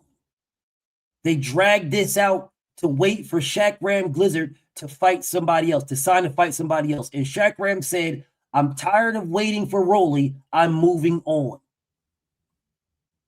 Now, there are people that I have told this to that know for sure what I'm saying is today is not the first time I'm saying this. They know for sure because I told them already. Today is not the first time today is not the first time. Not many people know that. But today is not the first time. This is exactly what they did to Devin with Keyshawn Davis and Jermaine Ortiz. They used Devin Haney's name with Keyshawn, used Devin's name, and then bam, he's fighting Jermaine Ortiz. Keyshawn is doing it again. Use Devin's name, use Devin's name, use Devin's name. Do not be surprised if Keyshawn and Rolly fight. Don't be surprised. Do not be surprised, bro, if Keyshawn and Rolly fight. I hope it doesn't happen. I'm telling you this right now. And I mean that. Fuck both of them. Fuck both of them. I hope it doesn't happen.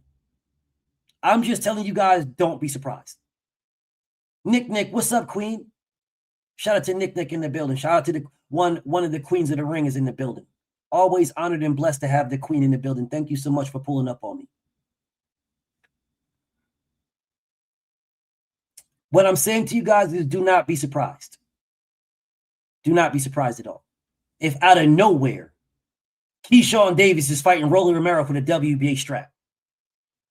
Don't be surprised. Because Rolly now has no mandatory. He has no mandatory.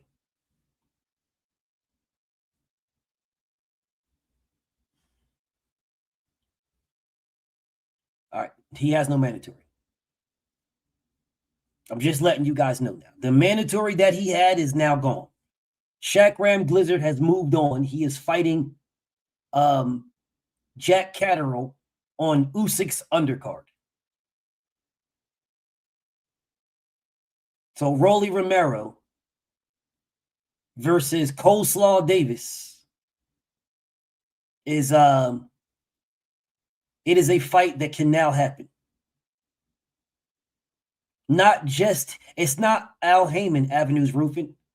It's not Al Heyman. Al Heyman don't really run PBC right now. It is not Al Heyman. Al Heyman does not run PBC like that. There is two other people, these two Mexican brothers, a father and son. I forget their name, but they're the ones that run PBC right now. But when I told you guys about Top Rank working with DAZN, do you guys truly think that because he's independent, TB1, he's independent, my brother? Someone being independent in the sport of boxing is the most dangerous person in the sport of boxing.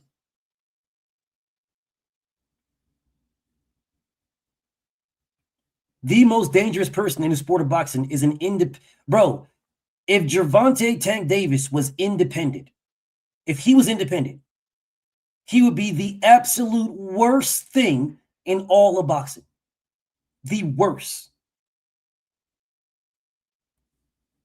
Because people love the grease and pink fingernail on his toes. They love this greasy, oiled up ankles with the little bracelet around his ankle. They love his pink toenails. They love this man to the bottom of his feet, bro. If he was independent by himself, going anywhere he wants to go, oh my goodness, he'd be the absolute worst to the sport of boxing, period. But right now, that is Devin. You can't put a leash on him.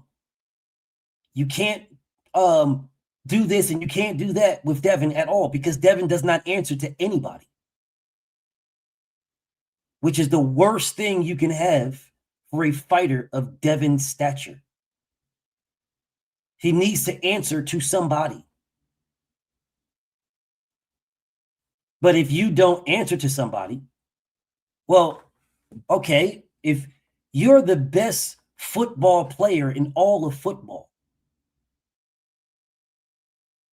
but no team will hire you, then you're Colin Kaepernick. How good would LeBron James be if no team would sign him? How good is he? What good is he? Or for the MJ fans, how many championships would MJ win if the Chicago Bulls didn't sign him? How many finals MVPs will Michael Jordan have if the Chicago Bulls didn't sign him? How many MVPs would he have? How many defensive players of the year would he have? How many offensive player of the years would he have? How many scoring titles? How many? Probably more. On what team?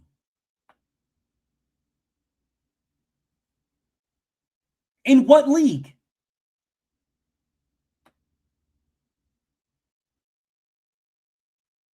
What team and what league would he have more MVPs and more finals and more 6-0s, more scoring titles, more defensive player? In what league and on what team? If not one team signs him in the NBA, what team is he doing it on?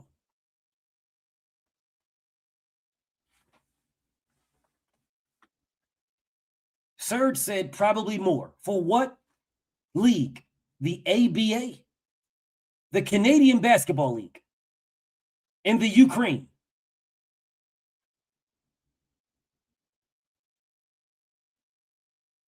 Would he go to China and ball out? Would he get MVPs in China? So the answer is he would have zero. That's the answer. Yeah, see, if Michael Jordan did not get signed into the NBA, he would not have more finals and scoring titles. He would have zero. He would have the exact number that I have. Y'all are bugging, bro. My bro said he'd probably have more. Where at, gang? On the Krusty Krab team? Is that it? The Krusty Krab team?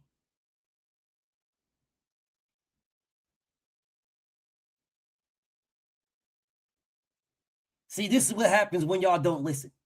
This is what happens, bro. This is what happens when y'all don't listen, bro. Yeah, the church league. Michael Jordan would be the NBA finals in the church league at the PAL, in the YMCA. He'd have multiple scoring titles. He'd be 6-0 in the YMCA finals. So I'll say what I said again about Devin being the worst thing for the sport of boxing. The worst thing. Because he is not signed to a team, but here he is. He is not signed to a team. Here you go. I'll help you guys out.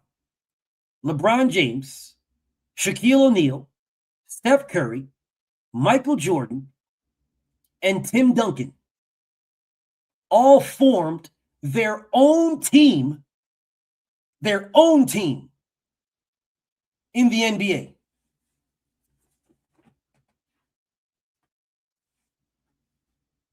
Their own team. That's their team. LeBron James, Michael Jordan, Steph Curry, Shaquille O'Neal, and Tim Duncan. And they formed their own team. Why the fuck would any NBA team play them?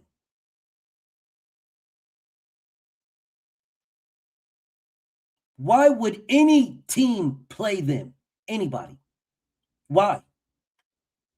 For what reason?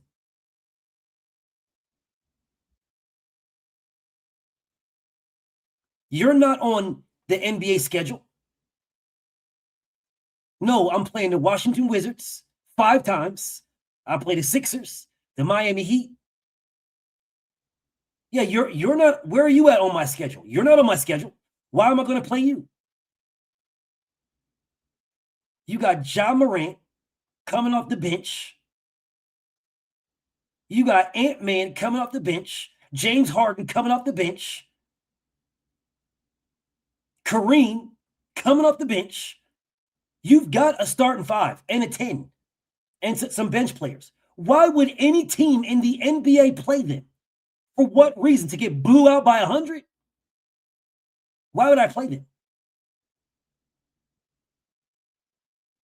Somebody please explain to me, why would I play that 10? Well, I only gave you 8, but why would I play them? Why would I play that 8? What would be the purpose?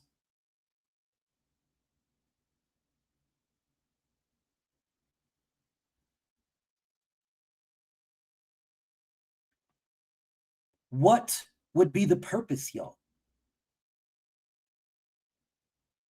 None. 0. Even if the fans is like, oh man, we want you to play that super team, man. Why won't you guys schedule Michael Jordan and LeBron James's team? Do you think anybody's going to give a fuck, bro? Nobody's going to care. They'll just say, why won't you play that team? And they'll say, hey, man, my schedule's my schedule.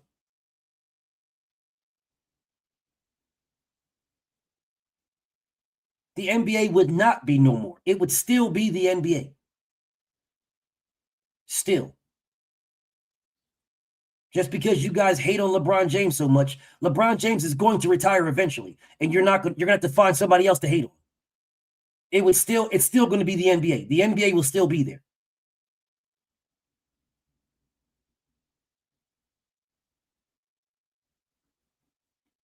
Yes, Jason Williams. There is no reason to play them. It is a lose-lose either direction. And that is what Devin Haney is. That is what he is. Because you're not going to beat him. And then fighting him in this day and age when people protect their O, you're actually going to have to go against, your fighter, the narrative of your fighter getting his ass whooped. So now you're going to lose, right? And Devin's not staying there. So he's going to go to your house, go into your kitchen, eat the big piece of chicken, and then leave. He's not doing no chores. He ain't washing no dishes. Nigga ain't raking no leaves or nothing. Just going straight to your house, straight to the refrigerator, eating a big piece of chicken, drinking dead out the orange juice, leaving the refrigerator open and the lid off the top of the orange juice and leaving. Taking a big ass bite out of the sweetest apple in your refrigerator and leaving. That's Devin.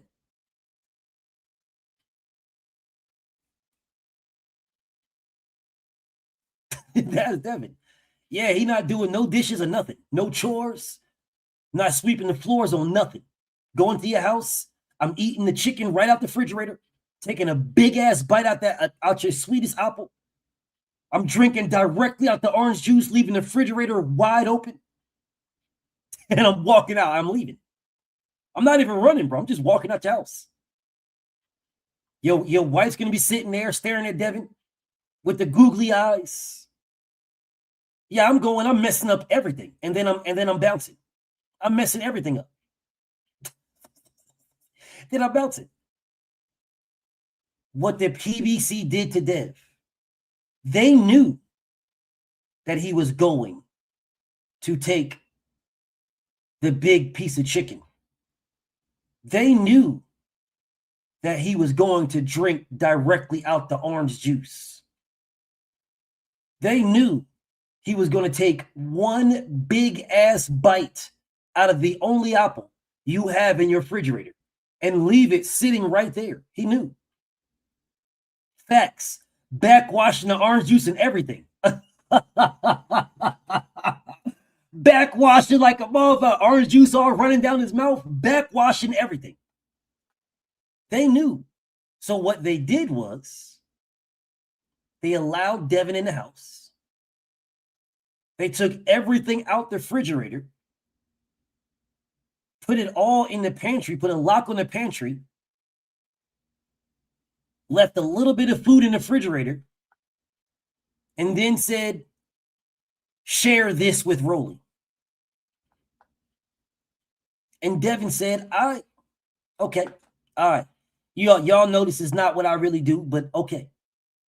Because y'all know I want what Rolly got, so okay. And then what they kept doing is taking a little bit more out the refrigerator and putting it in the pantry. Vic, what's up, Vic? Shout out to my boy Vic in the building. They kept taking a little bit more out the refrigerator, y'all. They kept taking a little bit more out the refrigerator and locking it in the pantry. And Dev's like, hey, wait a minute, bro. Hold up, dog. Wait. Now, I told y'all I was solid here. I told y'all I get it. I opened up your refrigerator. You only got a half a jug of orange juice in there. So I'm going to drink what I want to drink out of that. Got it. All right.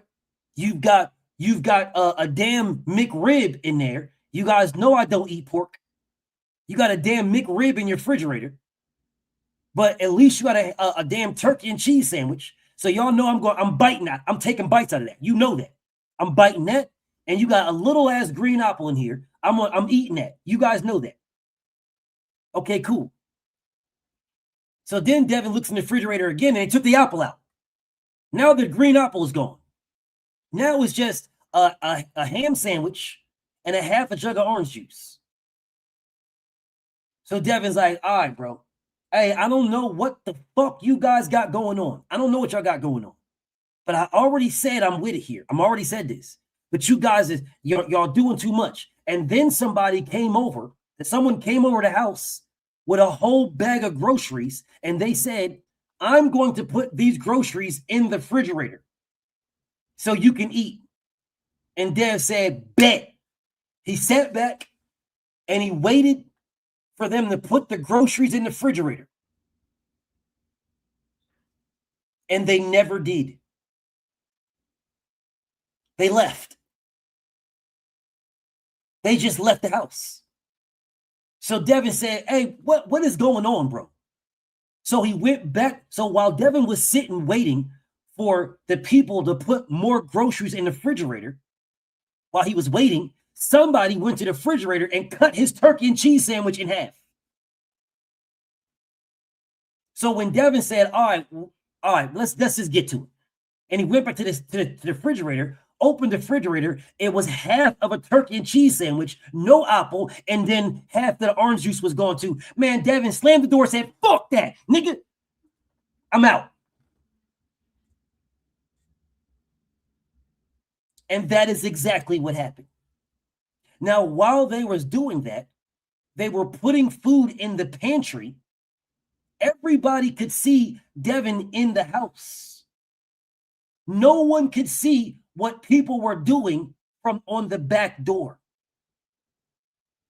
Nobody was seeing what they were doing from the back door. While they was putting a lock on the pantry and putting those food in the pantry with a lock on it in the front where everybody could see it, the back door had Keyshawn Davis in it. The back door had Shaq Ram Blizzard and Jack Catterall fighting. That was the back door. So everybody is looking at what's front. Look at me, look at me, look at me, look at me, look at me. I'm right here in the front. The back, they were making moves in the back. They were making moves.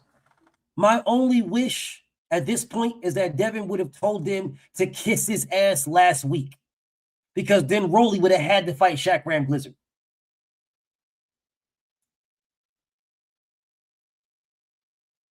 That is the only beef with this. And they played on Devin's heartstrings and desires. They played on his heartstrings. They played on his desires. They knew that Devin wanted the belts. They knew it. So they played on him and played on him and played on him and played on him to the absolute point where they got what they wanted. And what they wanted was to use Devin Haney's name to build up their association or with Top Rank and DAZN. So use Devin's name so everybody's looking at it. Yo, Devin's gonna fight Keyshawn, man. Devin and Keyshawn. Why do you guys think it didn't happen in February?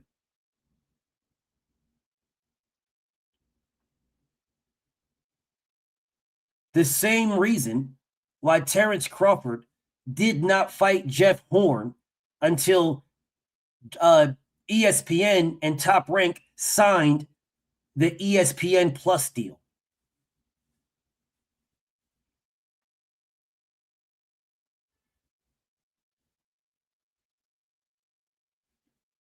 Let me say it again. The reason why Devin and Keyshawn did not fight in February is the exact same reason why Terrence Crawford did not fight Jeff Horn until after the ESPN Plus deal was signed. Terrence Crawford could have been fought Jeff Horn. They kept dragging that out. They postponed that until after the ESPN Plus deal was signed, and then that was the first fight on the deal. Do y'all not remember this? I do. Terrence Crawford could have moved up and fought Errol Spence, remember? He did not want that. I'm not going to say Terrence Crawford didn't want. No, it was the business that didn't want it. The business didn't want it. The business did not Bud. The business did not want Bud versus Errol right then. The business wanted Bud to move how Bud moved. The business. That's how the business wanted. The business is doing the exact same thing to Devin. The only difference is both Errol and Bud were signed to networks. Devin is not. So Devin can move however he wants to move. That's the problem. That's the problem. That is the problem that they have. If Devin was signed to someone, locked in with someone, then you could probably expect the Devin Keyshawn fight, right? That fight may still happen. It might even happen next, y'all. I don't see it. I don't see it at all. I don't see it. Think about it from the business point of view. Why would you make Keyshawn versus Devin? Why would you make that? Now I'm going to put the link in here in a second so we can chop it up. But I want you guys to think about this. Why would you make Keyshawn versus Devin, y'all? Why would anybody make that fight? That is not a smart business move. The smart business move is to play on Devin's fight spirit, his warrior spirit. That is the smart business move. Play on his warrior spirit. Call him out. Say, I want to fight. Oh, Devin. And then fight somebody else while using Devin's name, which is what they've been doing now for the past 2 years. Ryan, Rolly, Keyshawn, Shakur, Tio. Yeah, I'm going to use Devin's name and then fight somebody else. So what would be the purpose? What would be the purpose of fighting Devin if I can just use his name? Richard Hitchens? Devin, what up? Brooklyn, man. Fuck the Haneys, man. Fuck the Haneys. Devin, what up, man? Brooklyn. Why would I fight Devin? Why would I do that? What would be the purpose? I have a person who is an absolute warrior that I can use his name to build mine. Why would I want to fight him?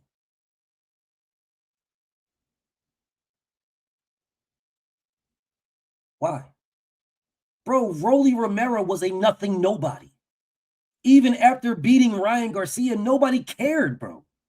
No one cared about Rolly Romero. Even after he beat Ryan, no one cared at all. Rolly Romero's name is getting buzzed because of Devin Haney's name. So is Keyshawn's. So if Rolly and Keyshawn fight each other, it's the battle of the clout chasers.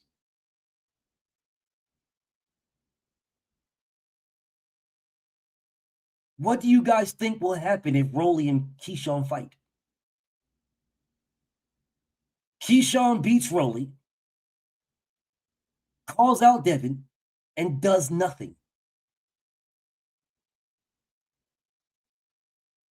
Just calls out Devin. Oh, you want to unify? You said unify. You said I got a belt. Now it's unified now. Oh, it's unified now. And Devin Haney. Oh, Devin Haney. He won't say Lewis Crocker. He won't say Ryan Garcia. He'll say Devin Haney. Do you know what Ryan Garcia will say? Man, me and Keyshawn, we can get it. We could get a crap. You know, Ryan Garcia, when that cocaine kicks in, his face squinches up. Like Ryan Garcia will be talking like this. Ryan Garcia will be talking just like this. He'll just be saying this and talking, and then out of nowhere, that cocaine kicks in, and his face squinches up, and he'll be like, we can, oh. It's that cocaine, bro. That cocaine kicks in and that cocaine kicks in and it's a problem. His face squinches up, his nose gets all squinched up. That cocaine kicks in, bro. Shout out to St. Louis. Say my opinion, they want Glizzy to beat Collateral, becomes Devin's mandatory, and they force that fight because that's who they think has a shot. And Devin would lose to a white boy finally. That or Coleslaw. Yes. Absolutely, bro. 1,000%. Absolutely. 100%, bro. 100%. They want Glizzy to fight Devin. But that's a PBC thing. PBC does not want Glizzy to fight Rolly Romero because they know Glizzy will whip Rolly's ass. Do you guys think that PBC had nothing to do with making the Glizzy Shaq a Collateral fight? Yes, they did, bro. Of course they did.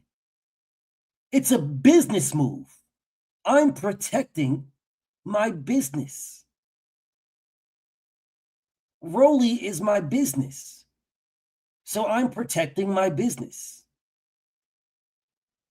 You scratch my back, I scratch your back.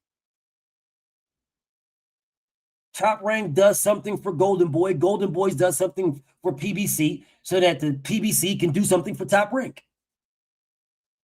And everything that they're doing is against Devin. Everything. Devin Haney, DHP, is the enemy. He is the ops, bro. He's the ops. No, they didn't sign a fake contract. It wasn't a fake contract. It was a real contract. And Devin was cool with what they gave, but then they kept trying to B-side him and do specific things. And he was okay with moving it, but then it was like, it was getting to a point where it's like, bro, what are you guys trying to, what are y'all trying to, bro, the money is not popping like that, bro. This is not a money fight, bro. I'm doing y'all a favor. And I wish he would have came to this conclusion a week earlier. What's up, Daryl? I really, really wish he would have came to this conclusion a week earlier. I really, really wish he would have. Honest to goodness. Because then Rolly would have had to fight Shaq Ram Glizzard. He would have had to fight Shaq Ram. Do you guys think that Shaq Ram Glizzard just popped up out of nowhere to fight Jack Catterall out of nowhere? Is this what you guys think? No, he didn't. No, he didn't. He did not. When Rolly and Devin jumped into theirs, Shaq Ram Glizzard and Jack Catterall jumped into theirs. Which is why Top Rank wanted to make sure that this Rolly versus Devin fight was still on. Why the fuck would Top Rank care about this, y'all? Why? Why the hell would Top Rank care about fucking Rolly Romero and Devin Haney? Why would Top Rank care? Why?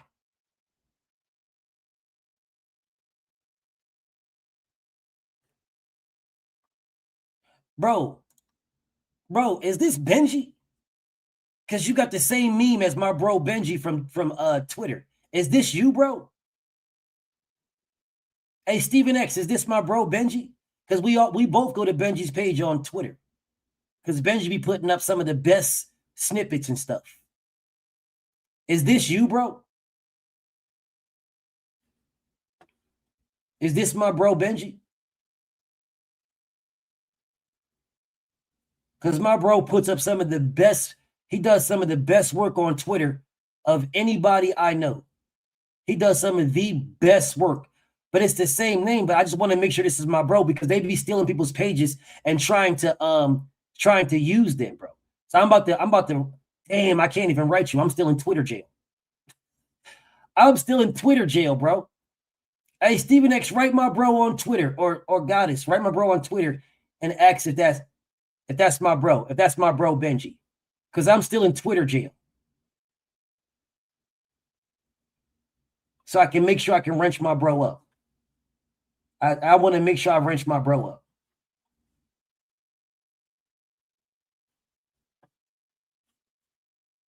Okay, that's my bro. Bet. Shout out to my bro. Bro, this man is so fire to me, dog. So fire, bro. This man is, his work is fire. Bro, I promise you, bro.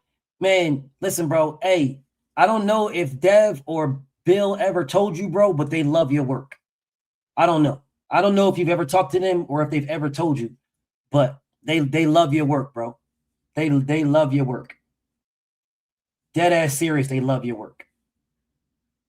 So if this is my bro, man, if this is my work, my bro, just know they love your work, bro. I don't know if they've ever told you. I don't know. But all I know is they love your work.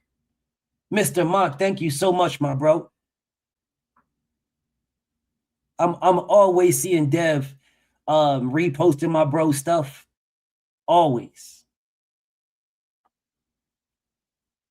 I'm always seeing it. Shout out to my brother, Mr. Monk, my OG. Thank you so much, OG. Make sure y'all subscribe to my OG.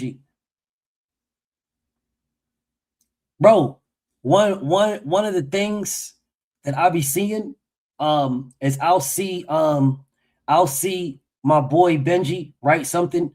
He'll do something on Twitter, and then you'll see like when after Dev, when Dev was in Saudi Arabia and they was leaving, Bill called me they was all in the car together, right? They was all in the same whip.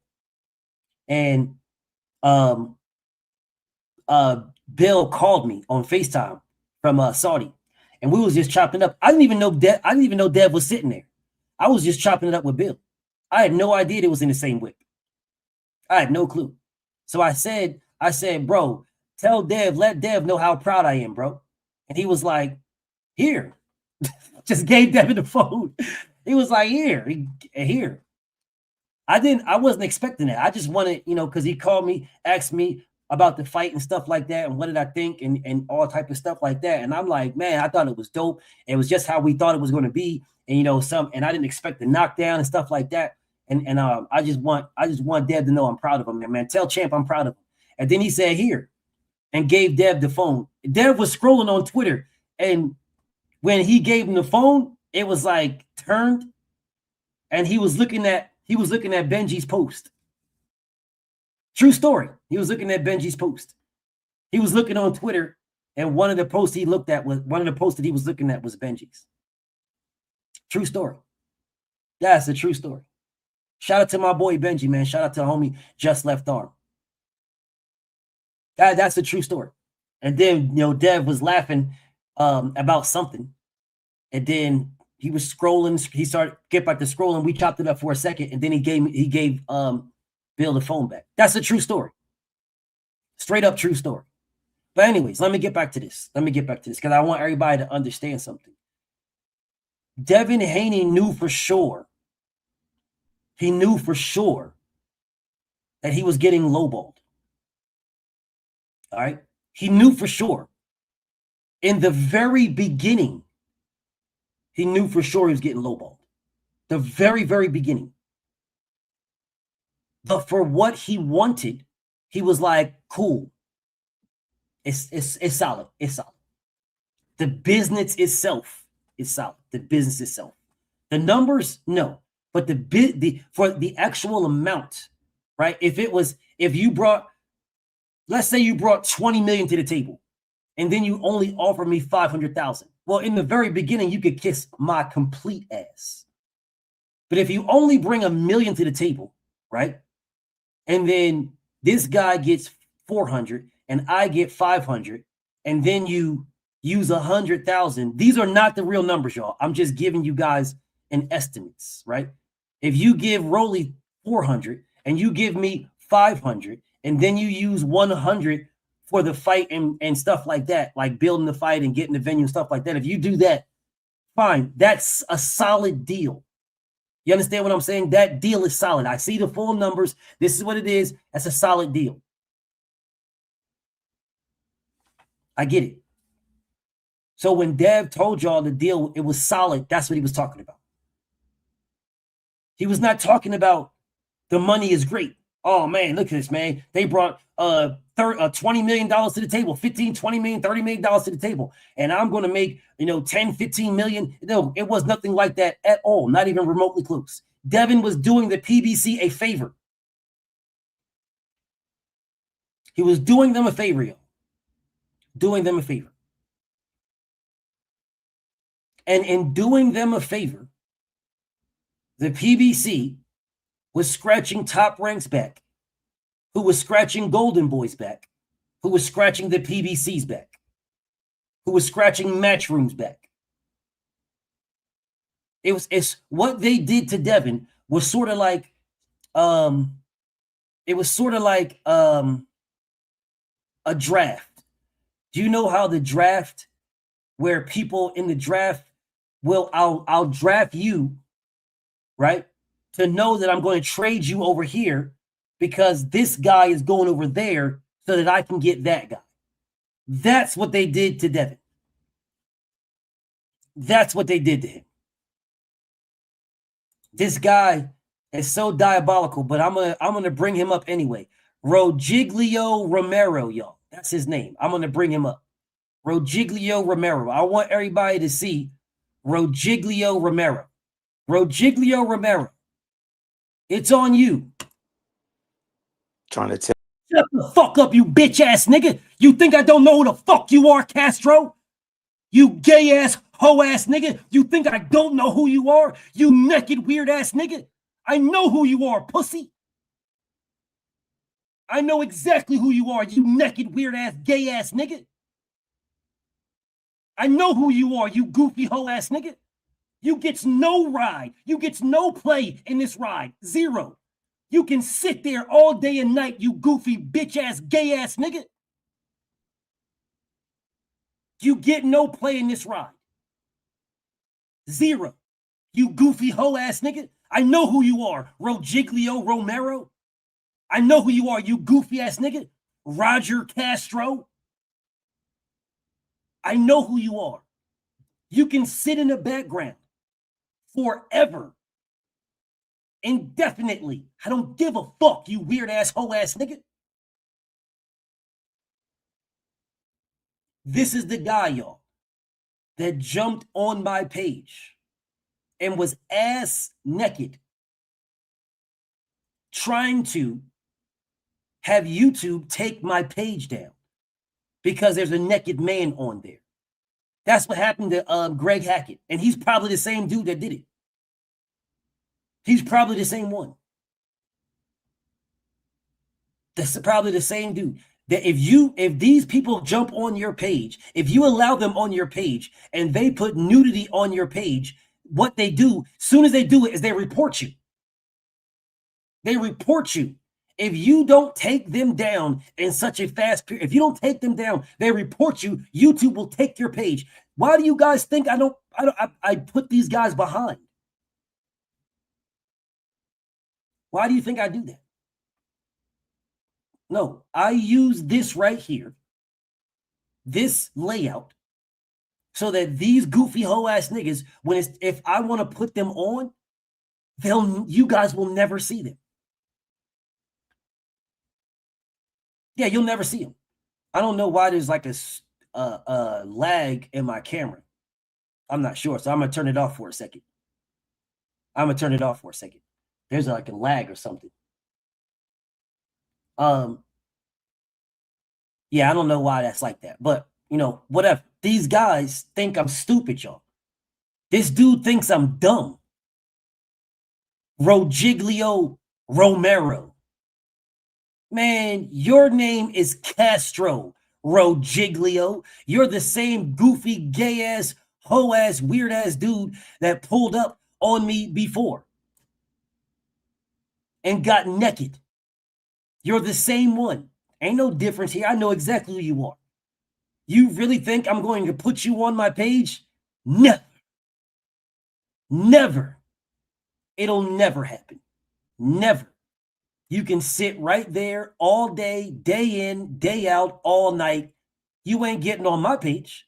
I'm telling you that right now. I'm not bringing you on. Your best bet is to leave. If you want to sit there, sit there. I don't care. Doesn't matter to me. I'm about to show y'all. This dude.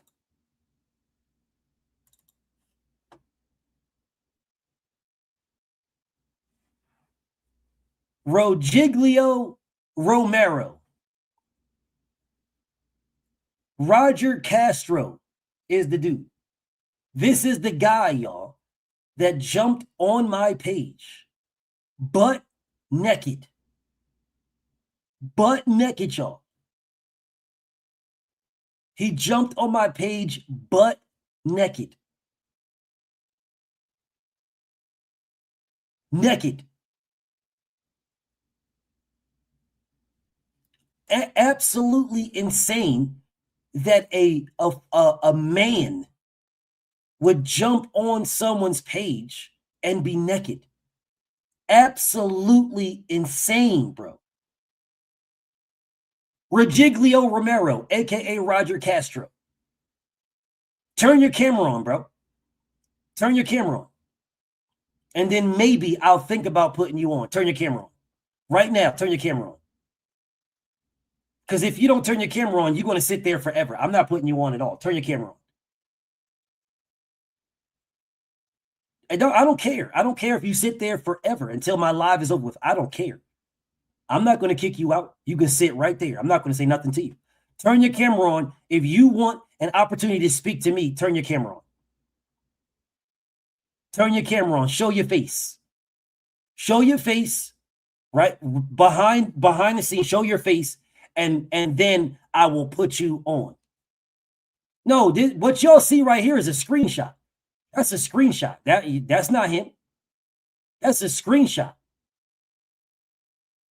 Yeah, this ain't him. No, he's behind the camera.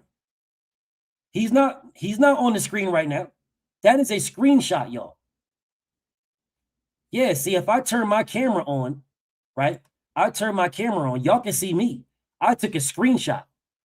That is a screenshot of him in the background. Now, if he turns his camera on in the background and I see what your face looks like, I see your face, we can then have a conversation. We can then have a conversation if you turn your camera on and I can see your face. If I can't see your face, then we're not speaking about nothing. I need to see who I'm talking to. Because you can see my face. If I can't see your face, we have nothing to talk about. Because I am not going to talk to a meme. I will talk to a meme once I see your face. Otherwise, we've got nothing to talk about. But you can sit back there. That's fine with me. You can sit back there. Doesn't matter to me at all. It probably is Broadway, A Broadway. Shout out to my boy A Broadway. It probably is that dude. Probably is. But it don't matter to me, bro. You can sit back there this entire time. Don't matter to me. Turn your camera on so I can see your face. And then I'll bring you on for a conversation. I don't know if I'm going to put you on my screen because you be getting naked. But I'll bring you on for a conversation, though. I'll definitely bring you on for a conversation. Turn your camera on. I want to see your face. You don't got to leave it on. I need to see your face. Turn your camera on so I can see your face. And then we can address whatever we're going to address. Until then, you can sit right there. Anyways, back to what I was doing. They legitimately tried to use Devin. Well, they actually did use Devin's name. They were successful. I'm not even going to cap. They were successful using Devin's name, y'all. They successfully used Devin. This is now, I don't know how many times they have successfully used that man's name. They used that man's name successfully. Shaq Ram Blizzard is now fighting Jack Catterall, bro. Shaq Ram Blizzard is fighting Jack Catterall. They have got rid of the damn, yeah, that's a good idea for you to leave. Good idea. Great idea for you to leave. Because I know you was naked. That's why you didn't turn your camera on. I know you was naked. Great idea for you to leave. Great idea. If you think I'm going to put you on when I know good and damn well you're standing there butt-ass naked, so I put you on, then you turn your camera on and you're naked, and you have he has the report button open, right? He opens up the tab to report the page, right? He opens it up to report it, and then you put him on live. He turns himself on naked and reports it right away. Hits the report button. As soon as you put him on and he goes naked, he hits the report button. Because when you hit that button to report, that's when whatever.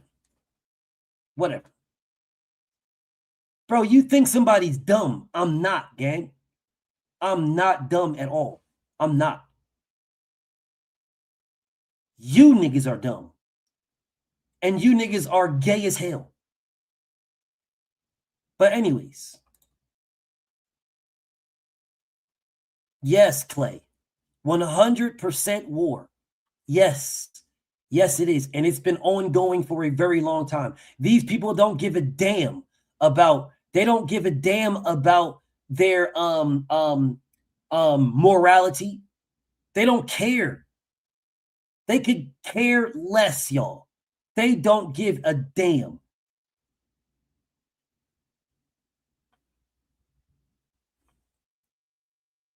It doesn't matter if I report them, beautiful Queen Mother. It doesn't matter. They just make new pages. So you can report them all you want. They'll just make a new page. You can report them all they want. Parfums, that's exactly what they do, bro. That's exactly what they do. That's what happened to Greg Hackett. That's exactly what they do. 100%. They will get naked and report your page. They don't care about them being naked. They don't care about you seeing them in public, knowing that, hey, bro, weren't you butt-ass naked? You was butt-ass naked on BFTB's page, bro. You wow, bro. They don't care about none of that. None of that matters to them. All that matters to them, the end goal for them, is to get your page taken down. That is the end goal, to get your page taken down.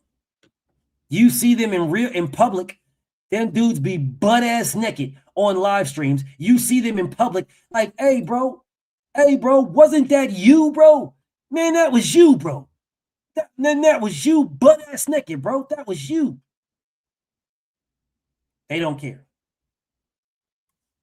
at all. Don't care at all.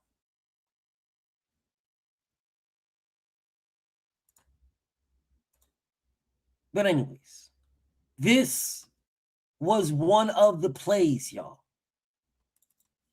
This was one of the plays. Jack Catterall versus Shaq Ram Blizzard was one of the plays. The other play is Rolly Romero versus Keyshawn Davis. That is the other play. Shout out to my brother Yasir Salam, my brother. He said these people should be held accountable. I take for you, fear Allah, bro. Yes, indeed. Yes, indeed. 100% immoral, subhanallah. 100% immoral. And they do not care. And that's what this world is right now. Disgusting.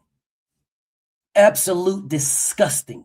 When you, as a full-grown man, you as a man can jump on here as a man and be butt naked in front of who knows who. You can get butt naked, bro. You are filthy. You are immoral. You are disgusting, bro. And you filth, putrid.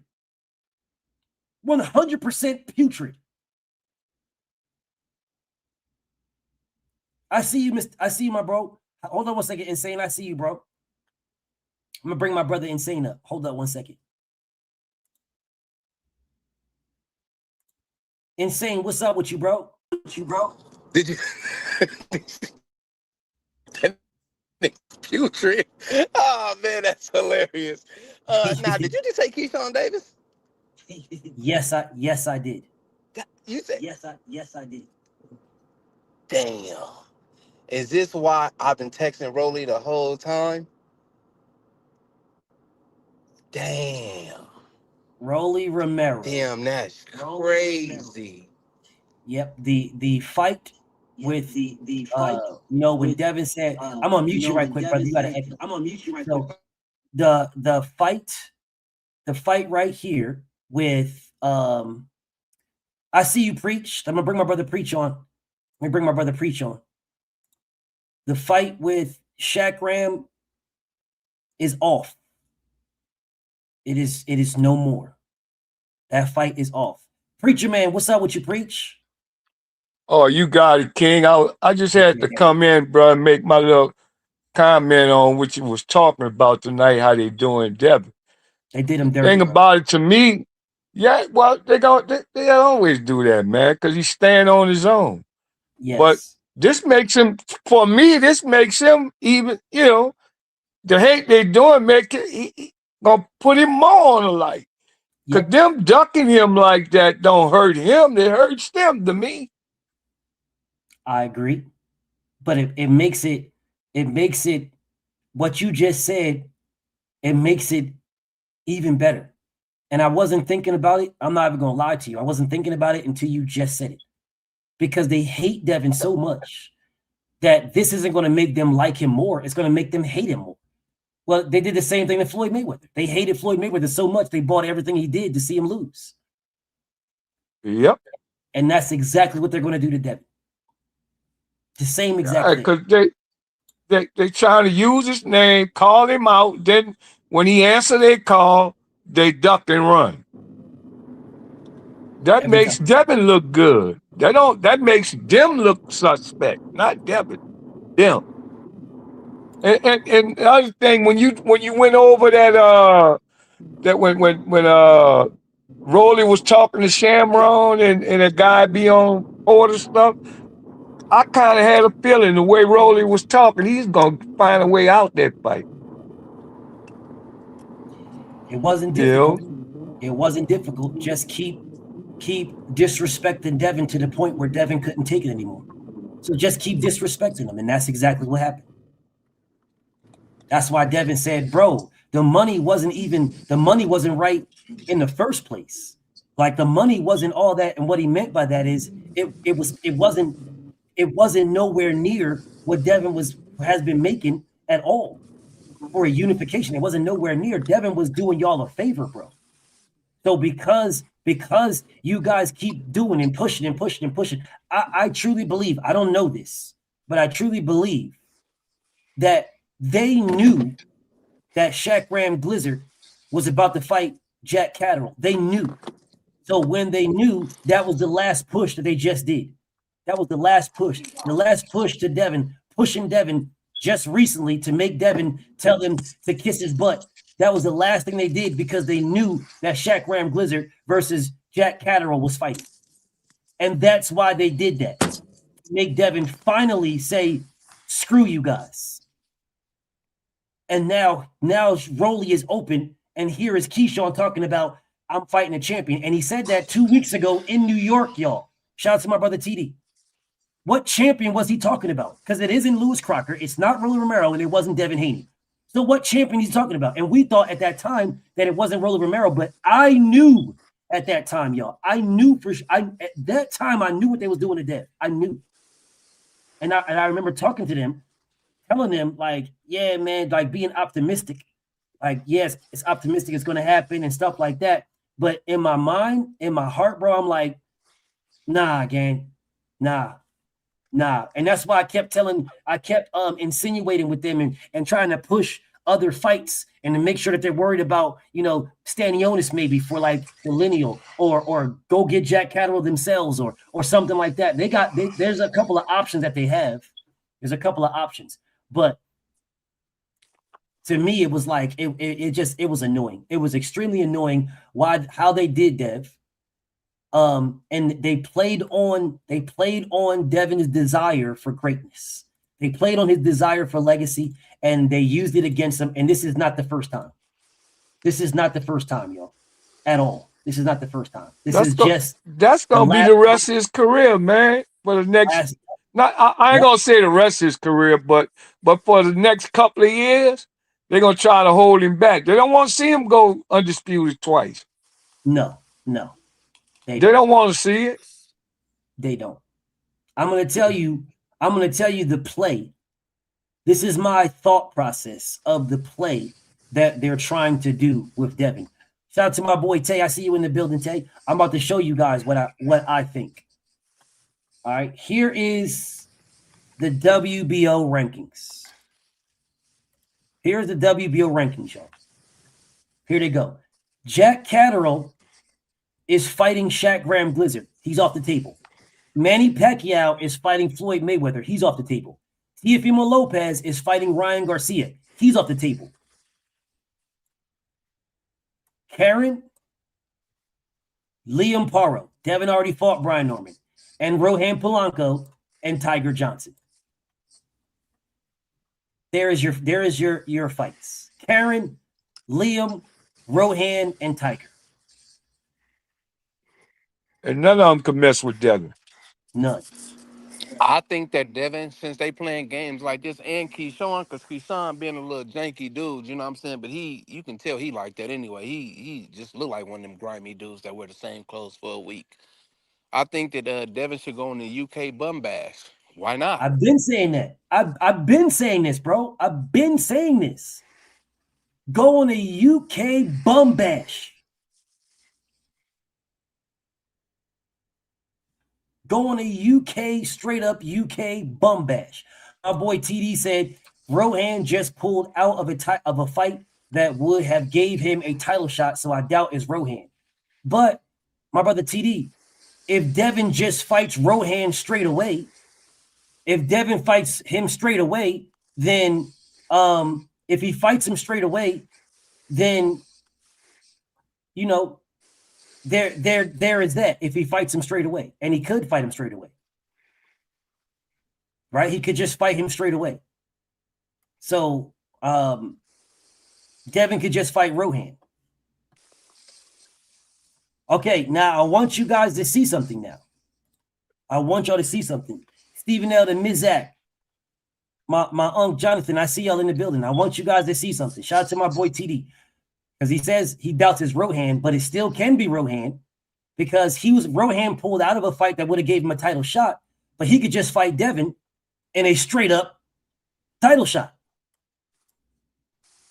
But I want you guys to see something right quick. There goes my boy TD. Shout out to my boy TD. Hold up 1 second, TD. I'm going to bring you on. But I want you guys to see something. Hold on 1 second. Hold on 1 second. I want y'all to see something. Now, I told you guys what these people do. Now, this guy's in the background. He's in the background right now. Butt ass naked. He turned his camera on, and I took a screenshot of this part of his body, this part, because he's butt ass naked in the background. Because I want you guys to see that's his stomach, y'all. That's his stomach and the top part of his chest and his stomach. This dude is butt ass naked. Now, I didn't say nothing when I was taking a screenshot. I didn't say nothing. But I wanted y'all to see what they do. Now, I took a screenshot of this guy is butt ass naked in the background. Ass naked, y'all. But I took a screenshot right here of Rolly Romero. I took this screenshot to show you guys this guy is butt ass naked, bro.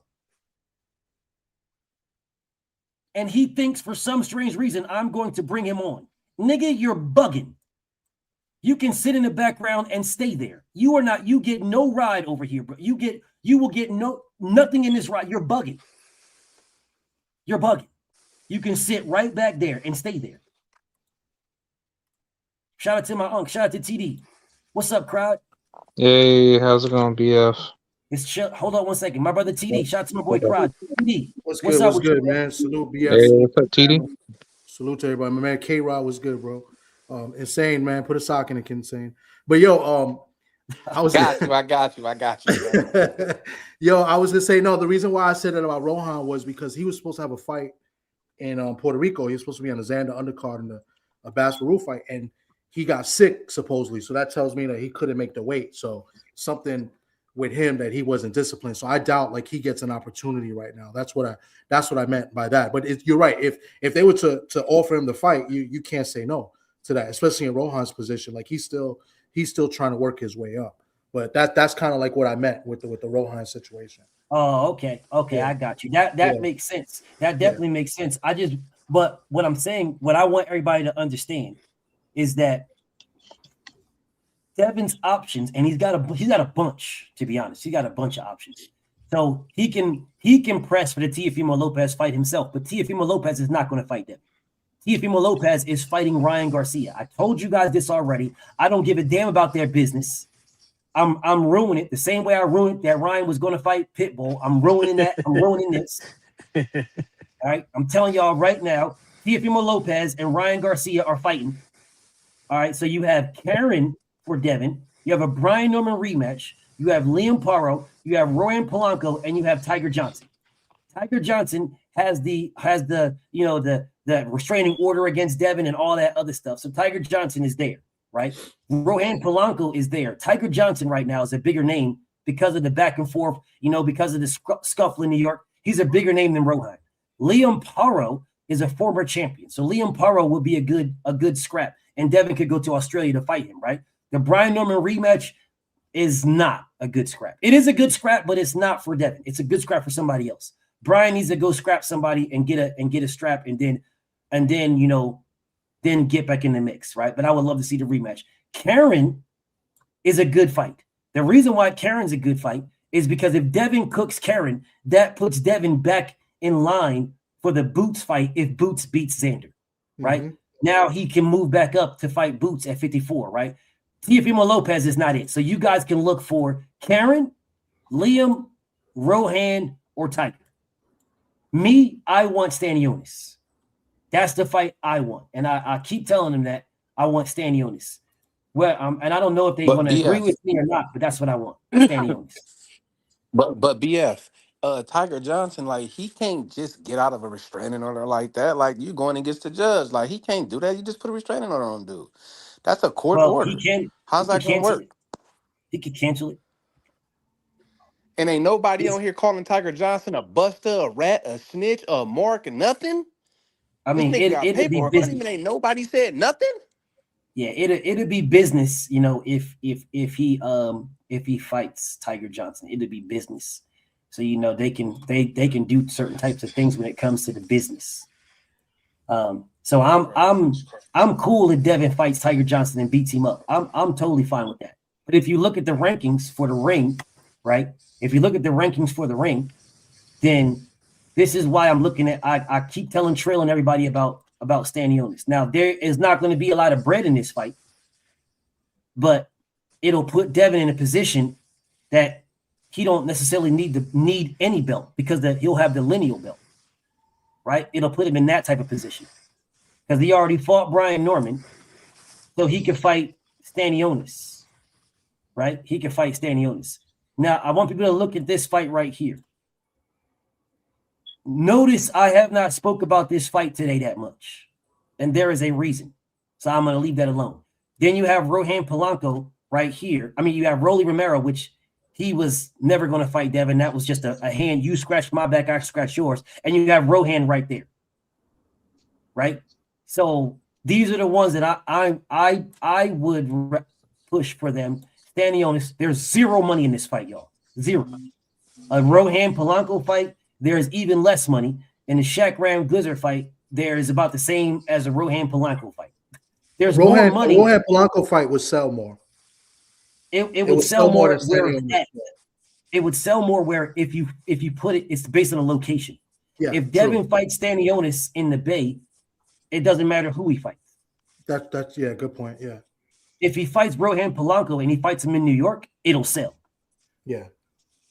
It'll sell because of his Dominican background, right? Yeah. So it'll definitely sell for that, right? So there is the Rohan Polanco, Tiger Johnson, or Stanionis. I like Stanionis, but these are not his only options, bro. He's got a gang of other options. To be honest. Let me ask you this, King. Would this be a voluntary? Yes. It's a voluntary. His next fight is a voluntary because he's a super champ in the WBO. It's a voluntary period. Like Devin in a voluntary could fight anybody he wants, bro. Literally anybody. All he's got to do is get it approved by the WBO. It doesn't matter who it is. He can fight anybody. Anybody. I like that Stanionis fight. In Oakland. I like that fight too. Because Stanionis had the best out of Ryan and all them. They just coming up to 47 like Devin, but Stanionis already had a name at 47. The only person beat him there was Boots. That is true. That'd be a good voluntary there. I mean, I think so. Yeah, BF real quick, it's crazy. Like, cause I like boxing, but I like football and basketball first. Y'all know that already. But to see the buster activity going on in boxing is crazy. Like, you would never have that in the NBA. If you set to face the Cleveland Cavaliers tonight, you gotta play them, bro. Like this, what we see in boxing is insanity, and the people that back it up is crazy. Like, I don't get it and I don't understand it. But the buster activity is crazy in the sport that you fight in. How you a buster, and this is the sport you pick? You gotta fight. I'm wrong though. My bad. I'm wrong. No, you ain't wrong, bro. It just got like that recently though. But boxing was never like this, man. I just can't figure out how you're gonna throw away money. Because Devin is a money fight. How you gonna just throw away money and walk away from money? Because it was never the plan. It was never the plan for them. Their plan, if look at it like this, Unc, the PBC threw away money with Devin fighting Tank Davis. Way more money. So what they threw away way more money with Deontay Wilder fighting Anthony Joshua. They threw away money with Tank Davis fighting Gary Russell. They've been throwing away money for years, but it's been all about the next play up, right? What's the next play up for them, right? This play with Devin and Rolly, it was blatantly a play. Because I mean, if we can't see by now that it was a play, just look at what Rolly was saying before Rolly went out to fight Devin. He just saying he's never going to fight Devin. Why would I fight Devin? He's going to sue me. If I knock him out, he's going to sue me. Why would I fight? I'm never. He was saying all these type. He was never fighting him. Out of nowhere, it popped up. It popped up out of nowhere. Why? Y'all guys got to ask yourself these questions. Why did it pop up out of nowhere? Because of the play that they were trying to do behind the scenes, but they needed Devin Haney to play along with it. So we got to get Devin to play along with it so that we can get what we want to get, which is not what the public is seeing. It's not what they want to see, but we got to get what we want to get. Yeah, so now we get Rolly versus Keyshawn, right? And I'm telling y'all, don't be surprised if you see it. Do not be surprised, bro. Do not be surprised. But you get Rolly versus Keyshawn for the WBA strap, right? That is the PBC now working with Top Rank, which is working with DAZN, right? So you now get that fight, right? Which then, now what does Top Rank get out of that? Well, if Top Rank gets Keyshawn Davis versus Rolly Romero, if Keyshawn gets the dub, then that puts Keyshawn Davis as the champion, Ryan Garcia, Devin Haney, Lewis Crocker. So now I got Keyshawn as the champion, right? I've already maneuvered Teofimo Lopez in position for Ryan and Devin. I've already maneuvered Teo. This is Top Rank now. They did this before they partnered, y'all. Before they partnered with DAZN, these are the moves that they were making. They put Keyshawn up there. This is the reason why we sit here and we're still saying, why isn't Keyshawn at 147 rankings? Why ain't he there? Teo did it immediately after losing to Shakur. Teo jumped to number 3. But if you guys are looking at the screen, he's now number 8 in the WBC. Why number 8, y'all say? Because a voluntary in the top 10 does not need the WBC's permission. You only need any sanctioning body. You only need their permission if it's outside of the top 10, which is why Teofimo Lopez is number 8. That's why he's 8. So they maneuvered him in 2 sanctioning bodies, and 2 of these hoes ranked 8 and 3, respectively, inside the top 10. So Devin can try to get back in conversation with Teo, but you know what that's going to do? It's going to make Teo's name buzzing again, and then he's going to go on to fight Ryan Garcia. Yeah.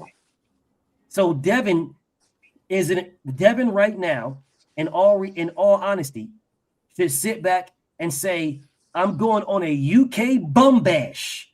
Yep. If you guys want to fight me, y'all know which name is on the list. You know the fights that Turkey wants. And I will tell you, Turkey did not want Rolly Romero. I will tell y'all that. He did not want Rolly. Rolly is what Devin wanted. Turkey did not want Rolly. And what they did, and the reason why this fight was not on a Turkey card is because Rolly did not go to Turkey for the fight. Rolly presented Devin with a contract from PBC and Amazon. Facts. Rolly Romero, if he wanted to fight Devin, could have went straight to Turkey for a bag. And I want everybody to understand exactly what I just said. They did not want this fight from the beginning. They went and sent Devin a contract that Devin accepted, and then they moved on because they kept trying to little boy. I'm not going to go into the details, but the scenario that I gave you, this is my brother 503. Is this you, 5? Peace. What it do, BF? Salute to the panel. Salute to the chat. I had to keep salute, 5. because you know they'll steal your page. They'll steal my brother 5 page, so I had to keep my finger on the trigger because they'll steal a page, and then I bring them on, they'll turn on and be butt naked. So shout out to my brother 503. I'm gonna let you cook in a second, 5. I'm gonna let everybody cook, but I want everybody to listen to me. There is certain. Now I'm gonna call you 5, but there is so. But I'm gonna let you guys know something. I'm gonna let y'all know. The money was small from the beginning, but Devin was willing to take it for the WBA strap. But then they kept little boy in him, B-siding him with a bunch of other things. They could have went to Turkey from the beginning, from the very beginning, if they wanted to fight him. They did not go to Turkey on purpose because it was never about fighting Devin. It was about getting Devin locked into something so that Shaq Ram Glizzard can get off the table. It was about this. This is what it was about. Getting Devin and Rolly. I have to get Rolly out the way, right? I can't have Rolly versus Shaq Ram. So the only way to do that is to lock Rolly into something in a unification. It wasn't going to be with Lewis Crocker because Crocker already got one on the table, right? And you got to work with Eddie Hearn. It wasn't going to be with Ryan Garcia because Ryan Garcia got one on the table, and you got to work with Oscar De La Hoya. With Devin Haney, he's individual. You don't have to work with anybody. You can work straight with Devin, and that's exactly what they did. That's exactly what they did. So that Shaq Ram moves on to fight Jack Catterall. Not only did they move on from Shaq Ram, they took Devin's fight as well because the backup fight for Devin was Jack Catterall. That was the backup fight. So you take Devin's backup fight, and then you take Rolly's fight. You open the door for Rolly Romero to fight Keyshawn Davis, which is why Keyshawn was telling y'all he's fighting a champion. That's why he was telling y'all that. Shout out to my boy TD because he was just saying this, and TD pointed it out. This was just at the damn presser for the Top Rank thing. He was telling y'all he's fighting a champion, but he couldn't tell you who because they asked him which one. He couldn't tell you. He didn't tell you. There's a reason for that. Because they were moving plays, like I keep telling you guys, it's just like the NFL or the NBA. Trade this guy over there, move this guy over there, put this guy over there so I can get that guy. Because the end goal was to get that guy. So you get Jack Catterall and Shaq Ram Glizzard out the way to free up Rolly Romero, right? You continually smash the gas on Devin, pushing him to do this, to do this, to do this, to do this, to do this, to do this, until the point where he says, kiss my butt, which is what you wanted in the first place. That's why Devin said, go fight your mandatory. But what Devin didn't know is behind the scenes, they were pushing the reason why they was dragging this stuff out in the first place is to get Shaq Ram to move on. So now he has no mandatory. That was the play the entire time. All right, my brother 503, talk to me, brother. Hey, what it do? Can you hear me, bro? I got you, bro. Yeah. I'm gonna say this, man. You definitely dropping some jewels, but you know a lot of people gonna run with the duck narrative, and they gonna he and ha and all that bullshit. But I'm gonna say this, bro. This what I think. I think two things could be true. I think my first thought was PBC is running the play. That was my initial thoughts, right? Like what you saying, you know, they playing games, they trying to get old boy the mandatory out the way, Gilsoft, whatever his name is, you know, he fighting Catterall on the Usyk undercard, you know what I'm saying? So mission accomplished. Also, I think that Turk was behind the scenes seeing what the fuck was going on and how they was handling the situation, and he just told Devin, look, fall back, bro. We got some other shit in line for you. You know what I'm saying? They playing all them bitch ass games, them hoe ass games. You ain't got to deal with that shit, bro. You still got one more fight over here. You know what I'm saying? You still under contract with me. So we just gonna go with another move. You know what I'm saying? And it's unfortunate, bro, because I think a lot of people was looking forward to seeing this fight. But I had already knew like some bullshit was going on. I was talking about it last week on the show. I'm like, bro, how is Devin and Rolly supposed to be fighting in May and they haven't announced the fight yet? But everywhere you look up on PBC, they promoting they promoting fucking Zerto and Benavidez.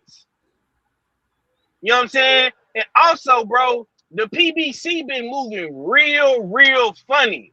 Like, how come none of these black fighters on the PBC got no dates? You know what I'm saying? The Charlo brothers don't got no dates. Earl Spence don't got no date. Tank ain't got no date. Like all these dudes that help build the PBC, it's like they being tossed to the side for the Mexicans. You know what I'm saying? And I don't like that shit, bro. Like, I don't know what the fuck the PBC got going on, bro. But to me, I'm calling bullshit on the plate.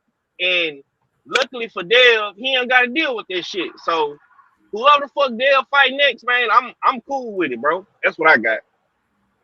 Well, check your text messages. I'm not going to speak in the first, but the second thing you said, you're 1000%. I keep saying to you guys, Al Heyman is not running the PBC right now. It is being run by a father and son, and I believe they're both Mexican. I forget their names, but both of them are Mexicans right now, and it's being run by them right now. What's their name? I don't know, but I know they're Mexican. Louis de Cubas. Yeah, the Cubas family. Yeah, the Cubas is Cuban though. Isn't he Cuban? I didn't think he was Mexican. I don't think he's Cuban, but it's his father. It's the Cubas.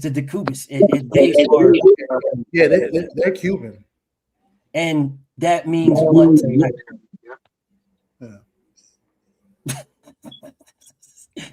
That doesn't mean a damn thing, brother. It's basically the same thing. It's still Latin, bro. They go Latin. They're all Latinos. Like Samson has a piece to it, and I never liked Samson.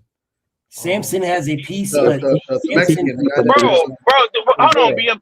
Think about this, bro. Who is the most active fighter on the P?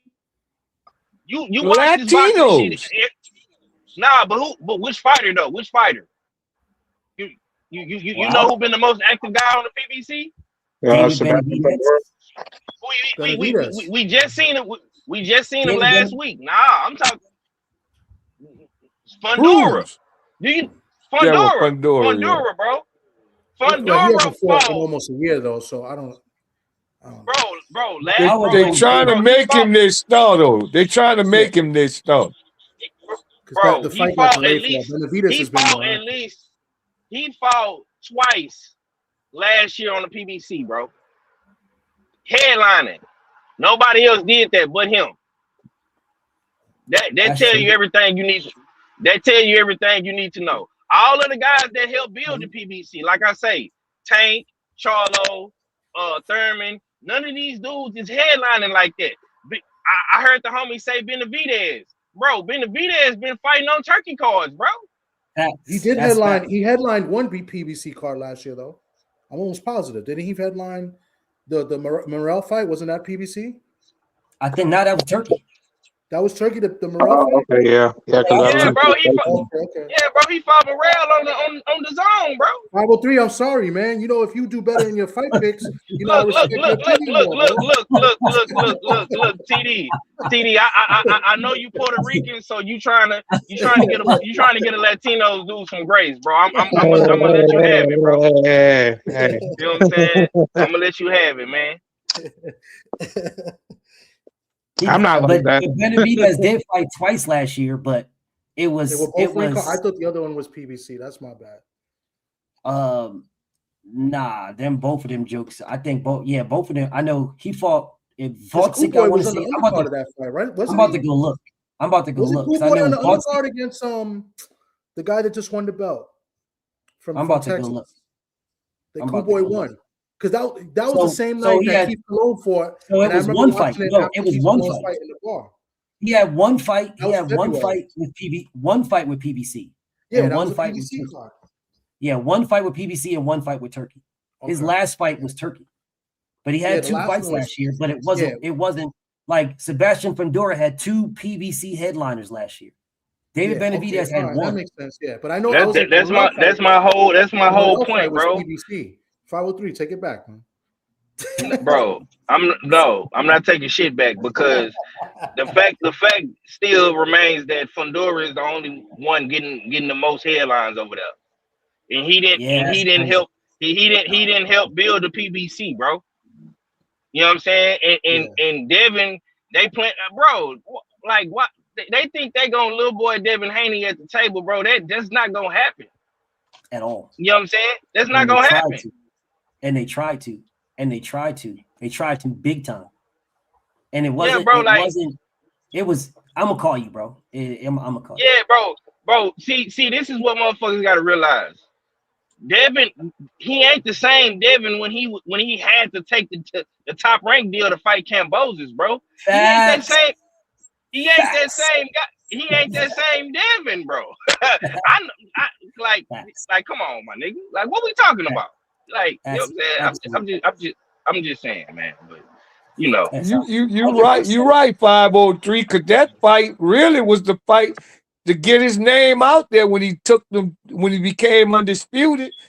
And once he did that and finished that little 3-fight deal with Top Rank, he was on his own, bro. And he been making moves. He don't need them.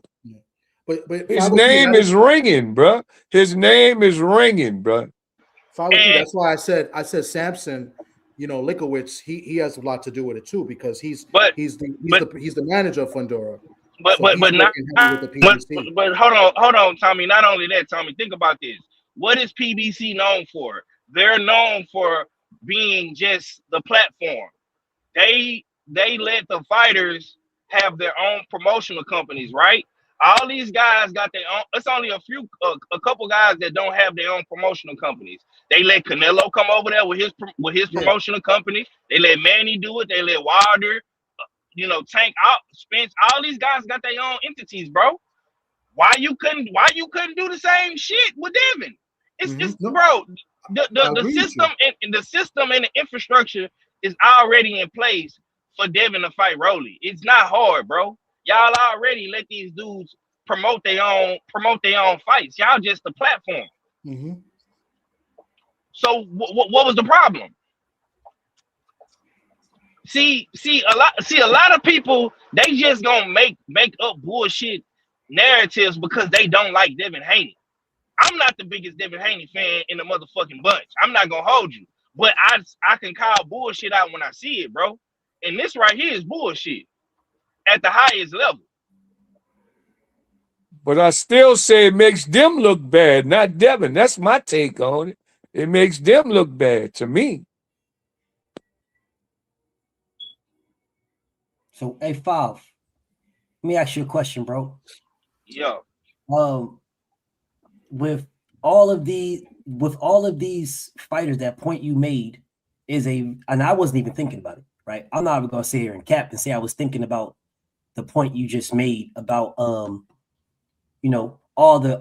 those fighters, Errol, both the Charlos, you know what I'm saying? All these, I feel as if, to me, I feel like this was their plan all along. And I feel like it started with Deontay Wilder and Anthony Joshua. That's what I feel like. That's when I feel like it initially started right there. Like, to me, if you're a business, and you got fighters, bro, you should be having your fighters fight at a minimum 3 times a year. You got the names. You got both the Charlos. You got Tank. You've got fighters, bro. I don't understand why you would not put them on there. Like, my thing is, what is your thoughts on why they haven't put Errol, the Charlos? Why they haven't put, hell, Gary Russell, Mr. Gary Russell? He fights at 35. Bro, why they haven't got him in the mix? Because they're trying to change. They're trying to change the structure of their core base.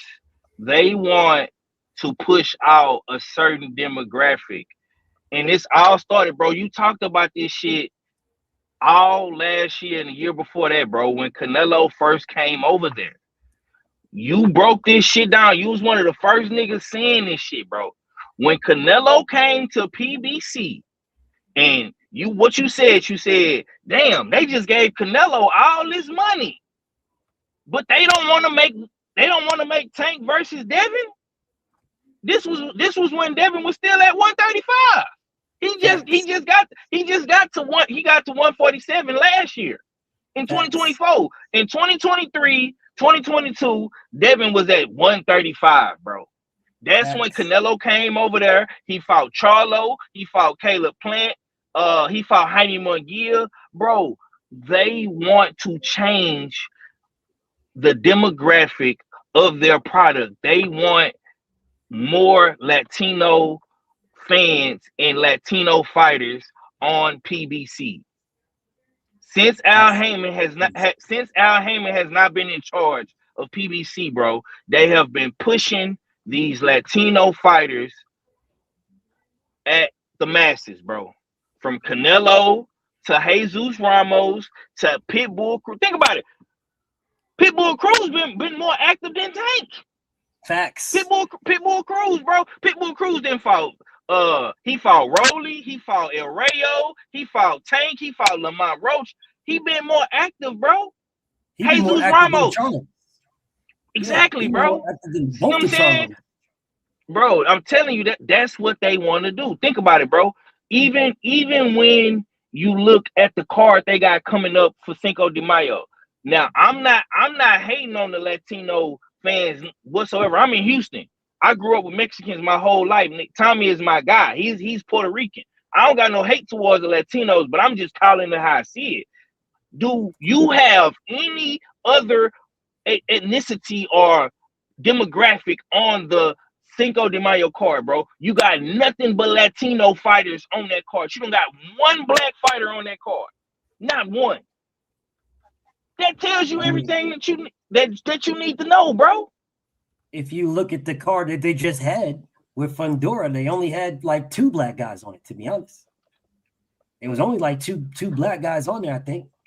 Like two or three. It was 3 at the max.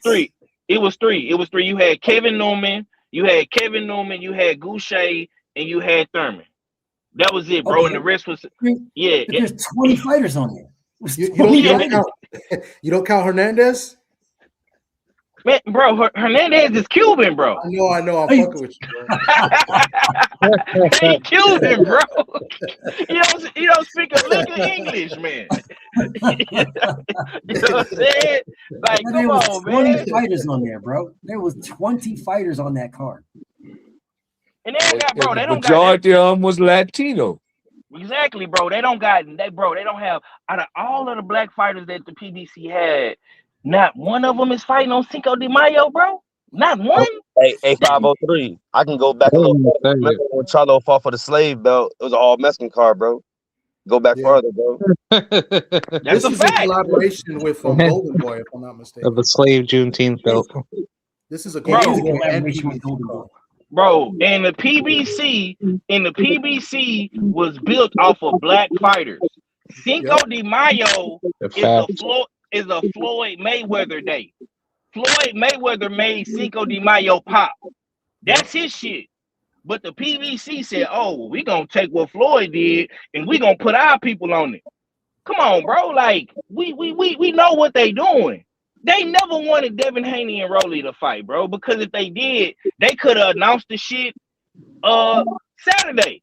Yep. I'm thinking I see Rolly and shit in the crowd. I'm thinking, oh, okay, he gonna interview with Brian Custer and Cameron and them and all them. He gonna announce the fight. Man, you ain't see shit, bro. When that happened, I said, oh yeah, he ain't fighting. Him and Devin ain't fighting, bro. Cause BF, you know, when DHP and them got some shit popping, what they gonna be at? Right there. Yeah. They're gonna be right there. And that's in their backyard. They stomping grounds. Devin came up in Vegas. So they don't got no problem with jumping on the plane to go to Vegas. You know what I'm saying? Like, they would have been there, bro. Well, I can tell you that yeah, I can't say that. I'm gonna call you on that piece, but I will tell you this. I will say that look, bro, bro, just call me. But we know that if that fight was cracking for real, Devin Haney and DHP and Bill would have been in MGM, bro. Point blank period.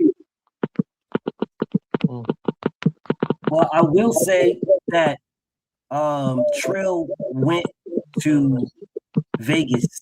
He went to Vegas to talk to those people, to talk to them Saturday, the day of the fight. He went there to talk to them. So when he went there, he told me he's going to hit me up and let me know what's going on because, you know, it's some BS. So he went there to talk to them.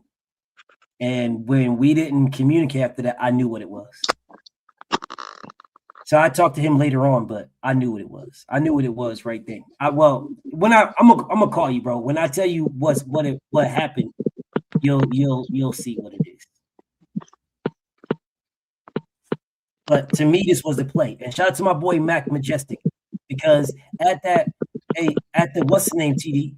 Didn't Keyshawn say at that what's the name, like my boy Mac said at that event between Top Rank and DAZN, didn't he say that he was on the phone? He'd been talking to Rolly?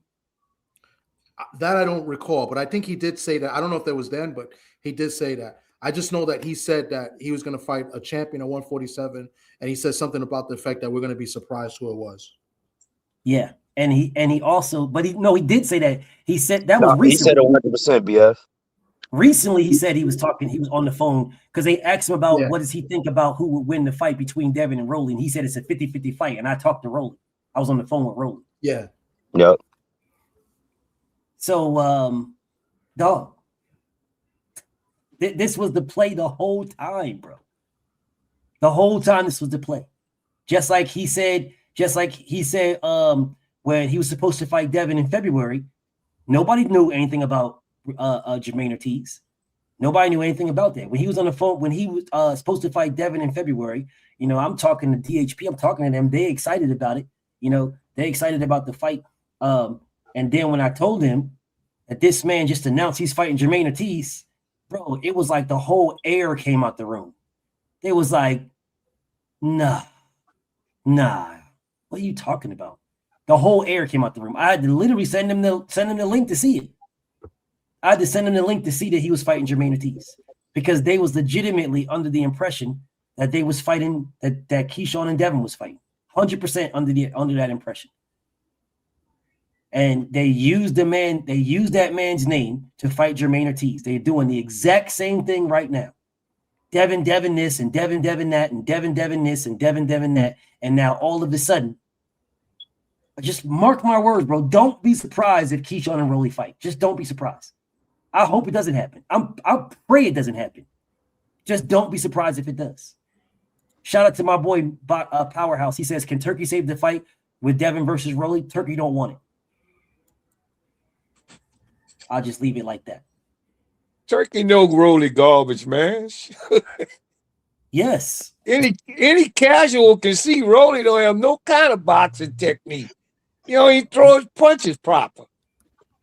But BF, like you said, like 4 or 5 years ago, I'm going to establish myself in the UK and beat all these dudes to F up, bro.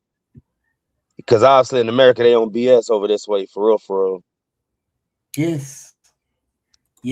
Shout out to my boy Mike Mindset, bro. I keep saying it, bro. If I you know. guys and then the UK, they love them this fight over that way too. So. Yeah, they appreciate fighters more than we do here.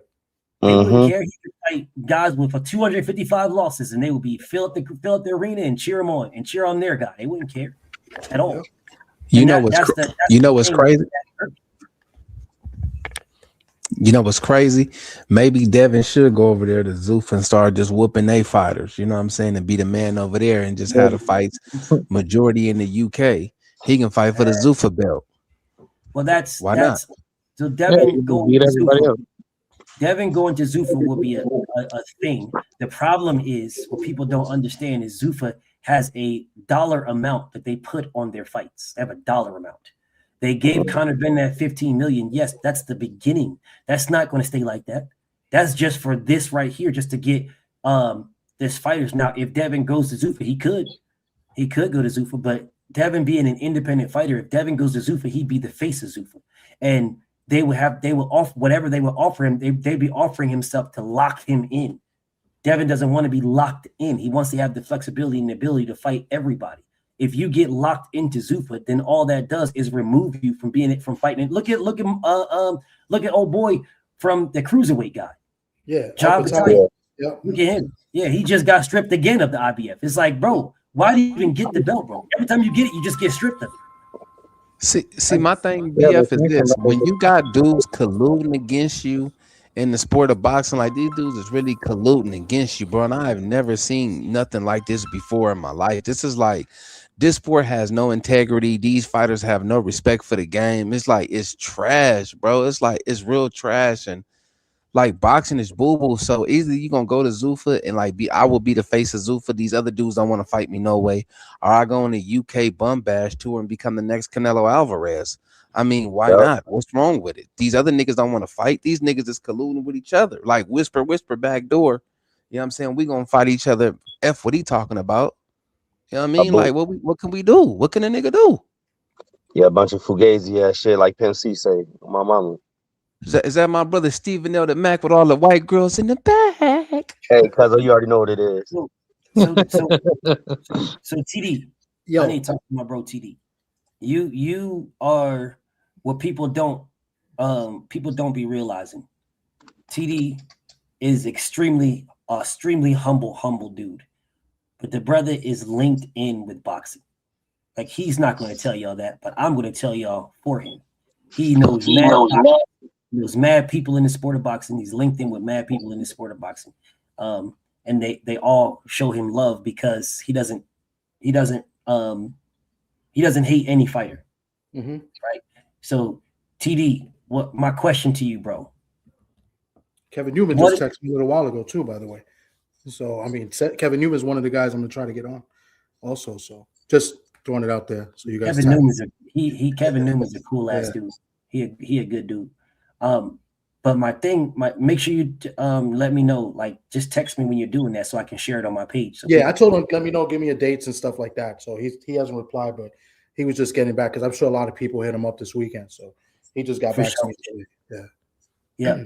So as someone who been in it, right, and knows a lot of these guys, and you know a lot of the behind the scenes backdoor nonsense that goes on, remove like, dislike, hate, love, whatever. Remove all of that and just give me, from your perspective, your thought process on what went down and what do you think Devin should do. This is a tough one because in this situation, I really didn't know. I was waiting to listen to you, and I was going to ask you questions that people already asked you, as far as like the Turkey question. I was like, why didn't, I know this was a PBC offer, right? Well, why didn't, but my question, and I think you already answered that, it was that why couldn't Dev, get Turkey and say, you know what, we'll be the A side, we're going to make the offers here, right? And to make it a ring card, you know what I'm saying? But you just explained that and said that, they don't want that fight with Rolly.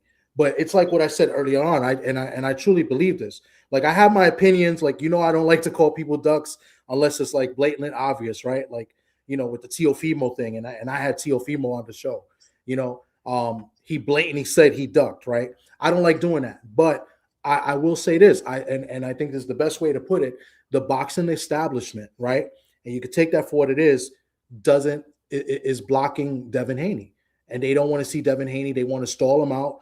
And they're all against Devin Haney because Devin Haney is, like you said, is an independent guy. He's not signed to any promoter. So nobody wants to do business with a guy, Devin Haney, in his position, a guy that's a big star in the sport, a multi-world champion, different divisions, and he's not signed to any promoter. He's not locked up with any TV or anything like that. He only has a good relationship with Turkey, to get in the ring card. So the boxing establishment is against Devin Haney. That's the best way I could put it. So all these other guys, I think, this generation with these fighters, they're a lot of weird individuals. They do weird stuff. I like Keyshawn, but I think he's a weirdo. I like Hitchens. I think he's a weirdo too. I think these guys are phenomenal talents inside the ring, but outside of the ring, these guys, they're just weird. And a lot of them are spoiled too. A lot of these guys are spoiled. You didn't see this 10, 15 years ago. They weren't spoiled. These guys are fighting 2-3 times a year. You don't see any of these guys even fighting twice a year. You'll see them fight if they're twice a year. It's January, December. It's like every 11 months. It's crazy, bro. So that's what I'm saying. I think the boxing establishment is trying to stall out Devin Haney. That's all I can say. And based on, who I speak to. I speak to different people here and there. I don't know everybody. I know certain people. I know certain managers and stuff, and they tell me how the business works. And you broke it down perfectly. That's why I was saying, I think we was talking about the dude from HBO. I would love to have him on, but you broke it down as far as like the TV and the promoters and how everything works. And this is what a couple managers told me, the exact same thing. Listen, I had a guy that was supposed to fight Berlanga. They agreed to everything. Like, my guy was going to fight Berlanga. It was going to be Berlanga's comeback fight. But they said the TV turned it down. They wouldn't tell me who it was, but they said the TV did turn it down. They didn't want to see that fight. But Berlanga agreed. My guy agreed. My guy was going to get six figures for the first time in his career. And they shot it down. So, the business of boxing is very cruel and it's messed up. But at the same time, these fighters are very spoiled. And, it's, they want, but they don't want to put in the work. So. Facts. And on the back of that, TD, can I say this, man? It's the promoters, but they don't want to give up that control they got about 15 years ago. The promoters, Bob Aaron and all them, they got control of boxing, and they ain't ready to give it up. So they're gonna make it hard on Dale, because he's a one of a kind in the business right now. Yeah. All them other top fighters, what they are, signed to promoters, and promoters controlling their moves.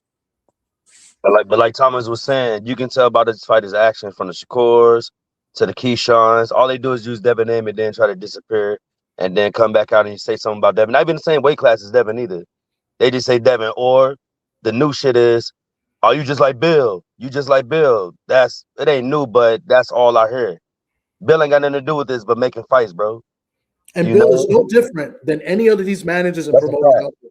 He does the exact same things. It's just that people just don't like Bill. That's why you got to appreciate somebody like Bill that's actually out there, and speaking and talking to these different people. I saw Bill on the Boxing Voice like about a month ago when the Xander talks was in. And there's this guy that was on there in the Boxing Voice. Was it Boxing Voice? Whatever, the guy with Ness, right? Yeah. This guy, he's a Puerto Rican guy. His name is Cesar Cerda. Okay, Cesar yeah, I know. Cerda. And that guy, he's pretty well known, and he has a lot of connections. He knows Khan, and he knows a lot of people, and he does media and stuff like that. So Bill is literally on there showing him his phone and the call history, the time he was on the phone with Khan, and saying there was something, and he was basically saying that Bill was a liar. He's lying. And Bill's blatantly showing him, look at my phone. We spoke. What were we speaking about then if it wasn't about Xander, right? He's telling him this. At the same time, you see Caesar texting somebody. I guess he was texting Khan, right? And then Ness, the host, and I don't like say, I'm sorry if I'm saying names. I shouldn't be saying names, right? Because I wanted to say somebody, I wanted to call him something else, but I'm going to be I'm nice. not tripping, bro. It's all good. I was going to call him a snitch, but anyway, he was there arguing with Bill, right? So then, like a couple days later, Caesar posts on Instagram, and he goes and he says, "I told you Bill was lying." He writes it in Spanish. "I told you Bill was lying. He never wanted to fight." So I go in and I comment on it. I said, "Come on, you have all the facts, you have the resources. Why can't you give us any substance to this post? You're just saying this. He showed you that he did talk to him." And you know what Caesar did? He blocked me. He deleted the comment. He wrote a comment and said, "Who am I to be questioning you? Who am I to be questioning?" I said, all I said is we could talk about it. So he left it there for me. He didn't block me. He deleted the comment. He said, "Who am I?" I said, "I'm somebody that wants some substance to what you're saying. Tell me why he's lying," when he basically showed that he did speak to him. Right. So he just ended up deleting the comment. But I got something for him because I can't wait to see him at the next event. And I'm going to go and I'm approach him and talk to him. So, but that's what they do. They're trying to protect their fighters or protect whoever it is they're trying to protect. But me and everybody else here, we're not trying to protect nobody. We just want to see people fight the best, and we want to see these fighters get built up and get put in good positions. We're not trying to protect nobody. You know what I'm saying? We want what's right is right. You know what I'm saying? So, and then point out what's wrong is wrong. That's it. That part that you just said, brother, about, I just text you on WhatsApp too. But that part that you just said, about them claiming that Bill was not trying to make the Xander fight, right? And then saying he's lying and blah, blah, blah. That was a build Xander. That was a use Devin's name to build Xander for the fight that Xander is about to make. It wasn't a we don't want to fight. It was a we never were going to fight. That Devin was not in the plan. Devin is a use your name to make to build up Xander's name for a fight that we're already going to do. It was Josh Taylor or Boots. It wasn't Devin. Those were the fights for Xander. I'm not even mad at it. I'm not a hater, bro. I'm not mad at it at all. But I understand what they were doing. Let's talk. Oh, Devin was never going to fight. Devin was scared. This is the same play they did with Subir Matisse. The same play they did with Teofimo Lopez, Shakur Stevenson, Richard Hitchens. The list goes on and on. It's the exact same play. Just say, oh, Devin wasn't going to do this. He's lying about Bill's lying. Y'all know Bill's a liar. Bill always lies, and he lies and blah, blah, blah. And he's lying about this. Doesn't matter what you said. Doesn't matter what you showed. It doesn't matter at all. Doesn't matter what anybody's seen. They're going to find a way to maneuver around it to make it Devin's fault in order to make their guy look like like Devin is not the victim. Mm-hmm. Their guy's the victim. They're trying to make Devin look like he's the aggressor.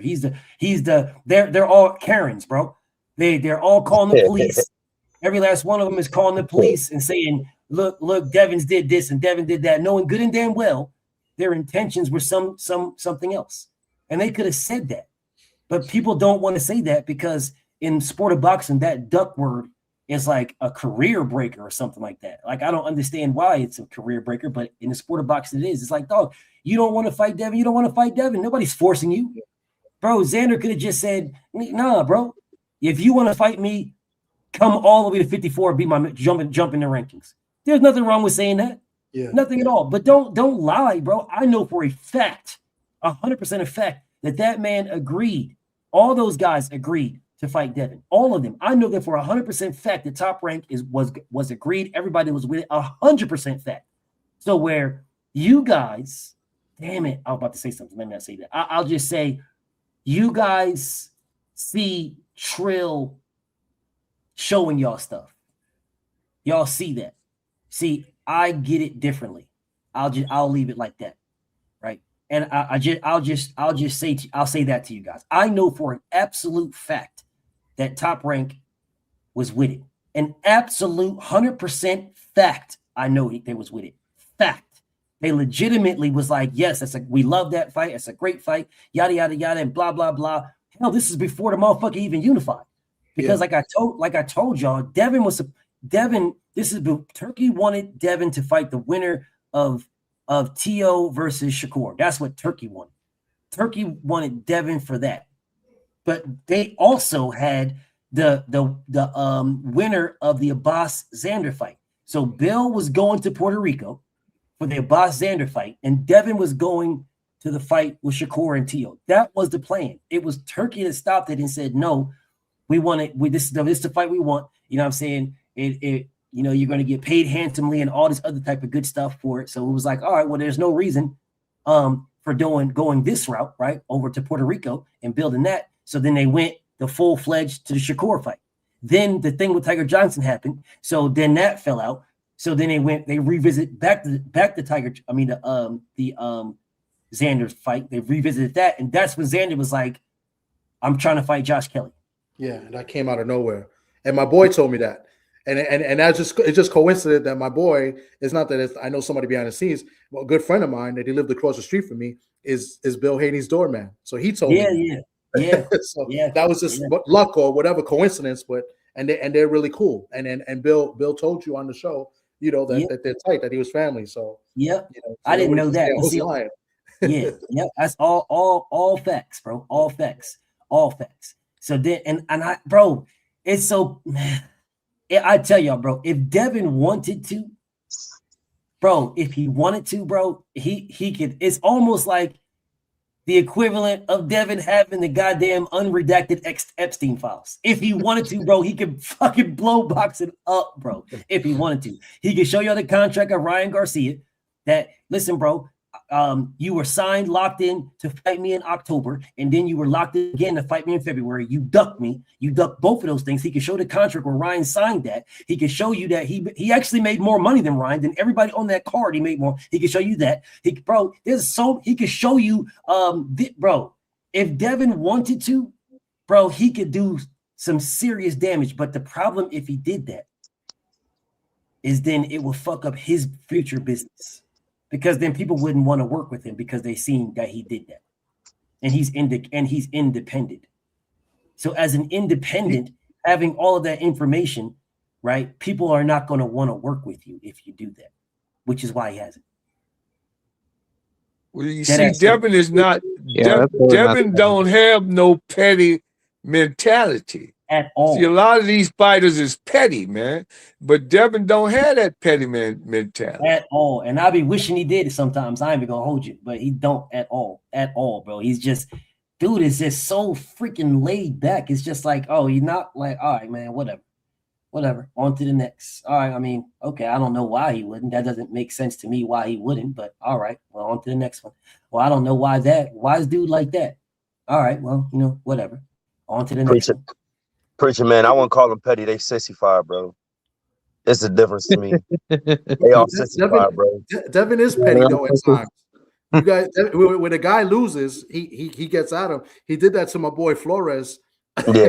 that he was sparring. He was sparring with Brian Norman. So Flores took an L on Pro Box, and Flores is from over here, and he let him have it. And he's done it with a couple fighters. I think he did it with Jaleel too. When Jaleel took his first L, I remember he is kind of petty at times. But you got to look at it for what it is.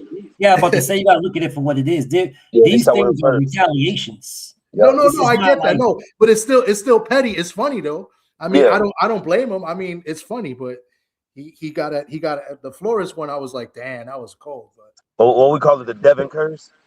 There you go. Devin. I mean, yeah. I mean, I guess we can run with that. I mean, I'll rock with it. I've talked to him several times, and it's just not even in him. Even when he's looking at the Twitter and people talking crazy stuff about him, just straight disrespect. He just laugh and keep scrolling, bro. He's like, these dudes is tripping. He just keep it strolling, which is a difficult thing I think it's a difficult thing. That's why I gotta not look at this stuff, because I see these things. I'm ready. Hey, what? All right. Well, let's go then. This is what type of time you on? Then let's get to this time. Whatever it is, what it is. Listen, bro, I'm gonna wrap this up, y'all. I just wanted you to see that. Make sure you check your text messages, TD. Yeah, I did. I just responded. I'm just in shock. Okay, bet. There's some things that I would love to, and that's just the tip of the iceberg, bro. I would love to dive a little deeper in certain things, but it just is what it is. Business is business, and I'm blessed to be put into it, right? But I'm not going to mess it up. Just some of these type of times, it's just like, man, God dang. But then all they want to say is Devin duck. Bro, duck what? What did he duck, bro? Duck what? If Devin was going to duck Rolly Romero, bro, wouldn't he have did that from the very beginning when he got the contract from the very beginning? Wouldn't he have just dipped out then and said, no, you lowballed me? No, he didn't. He didn't say he lowballed me. He's been trying to make this fight back and forth with Rolly Romero for what now? 2 months almost? Yeah. He would have been just he would have been just like, man, I'm out, bro. You bugging. And he can't be a duck if he's looking for the smoke. Yes, he legitimately helped Rolly. Legitimately, which is why Jack Catterall is fighting Shaq Ram Blizzard now. He legitimately helped him. He didn't have to, but he did. He could have literally dipped out when they gave him the first crap, right? He could have scrapped it then and just rolled out. But he didn't, because he actually does it on two parts, because he could have fought Catterall. I thought that would have been a good fight. Catterall was a good fight. Well, BF said that was a backup fight. Yeah, it was the backup fight, and he could have fought him in the UK, bro. Mm-hmm. He could have fought this guy in the UK, and it would have been a big card, bro. Yep. Jack Catterall versus Devin Haney in the UK. Dog, that is crazy, bro. Huge in so many different ways. People, if Boots, which I think Boots is going to beat Xander, but if Boots beats Xander, it can lead up to that because Bozy trains Catterall, right? He works with him. Yep. I mean, they could use that as a storyline. Like, it's crazy, man. There's a lot. I don't know about that. I don't know about that Boots Xander fight, TD. We got to discuss that, cuz. Yeah, I'm gonna tell you what somebody told me the other day, and I was shocked. I told Drew this on the phone the other day. Yeah. I'm not gonna say what I told Drew who it was. So I was talking to somebody that I know, and you probably could pick up who it is when I tell it. I said, so what do you think? Xander and Boots, what do you think? He says, man, I'm gonna be in the building. I rock with Xander, but Xander ain't getting past 6. He's not past the 6th round. Boots is in 6. And I said, seriously? Then I said, and this is what I knew he was serious. I said, seriously, you don't think that Xander at least has the whereabouts to at least survive 12 rounds? He said, Thomas. He said my name out loud like Thomas. He said, this guy's hitting like a mule. Trust me. So, and he's telling that because one of his fighters has been over there and sparring with Andy Cruz.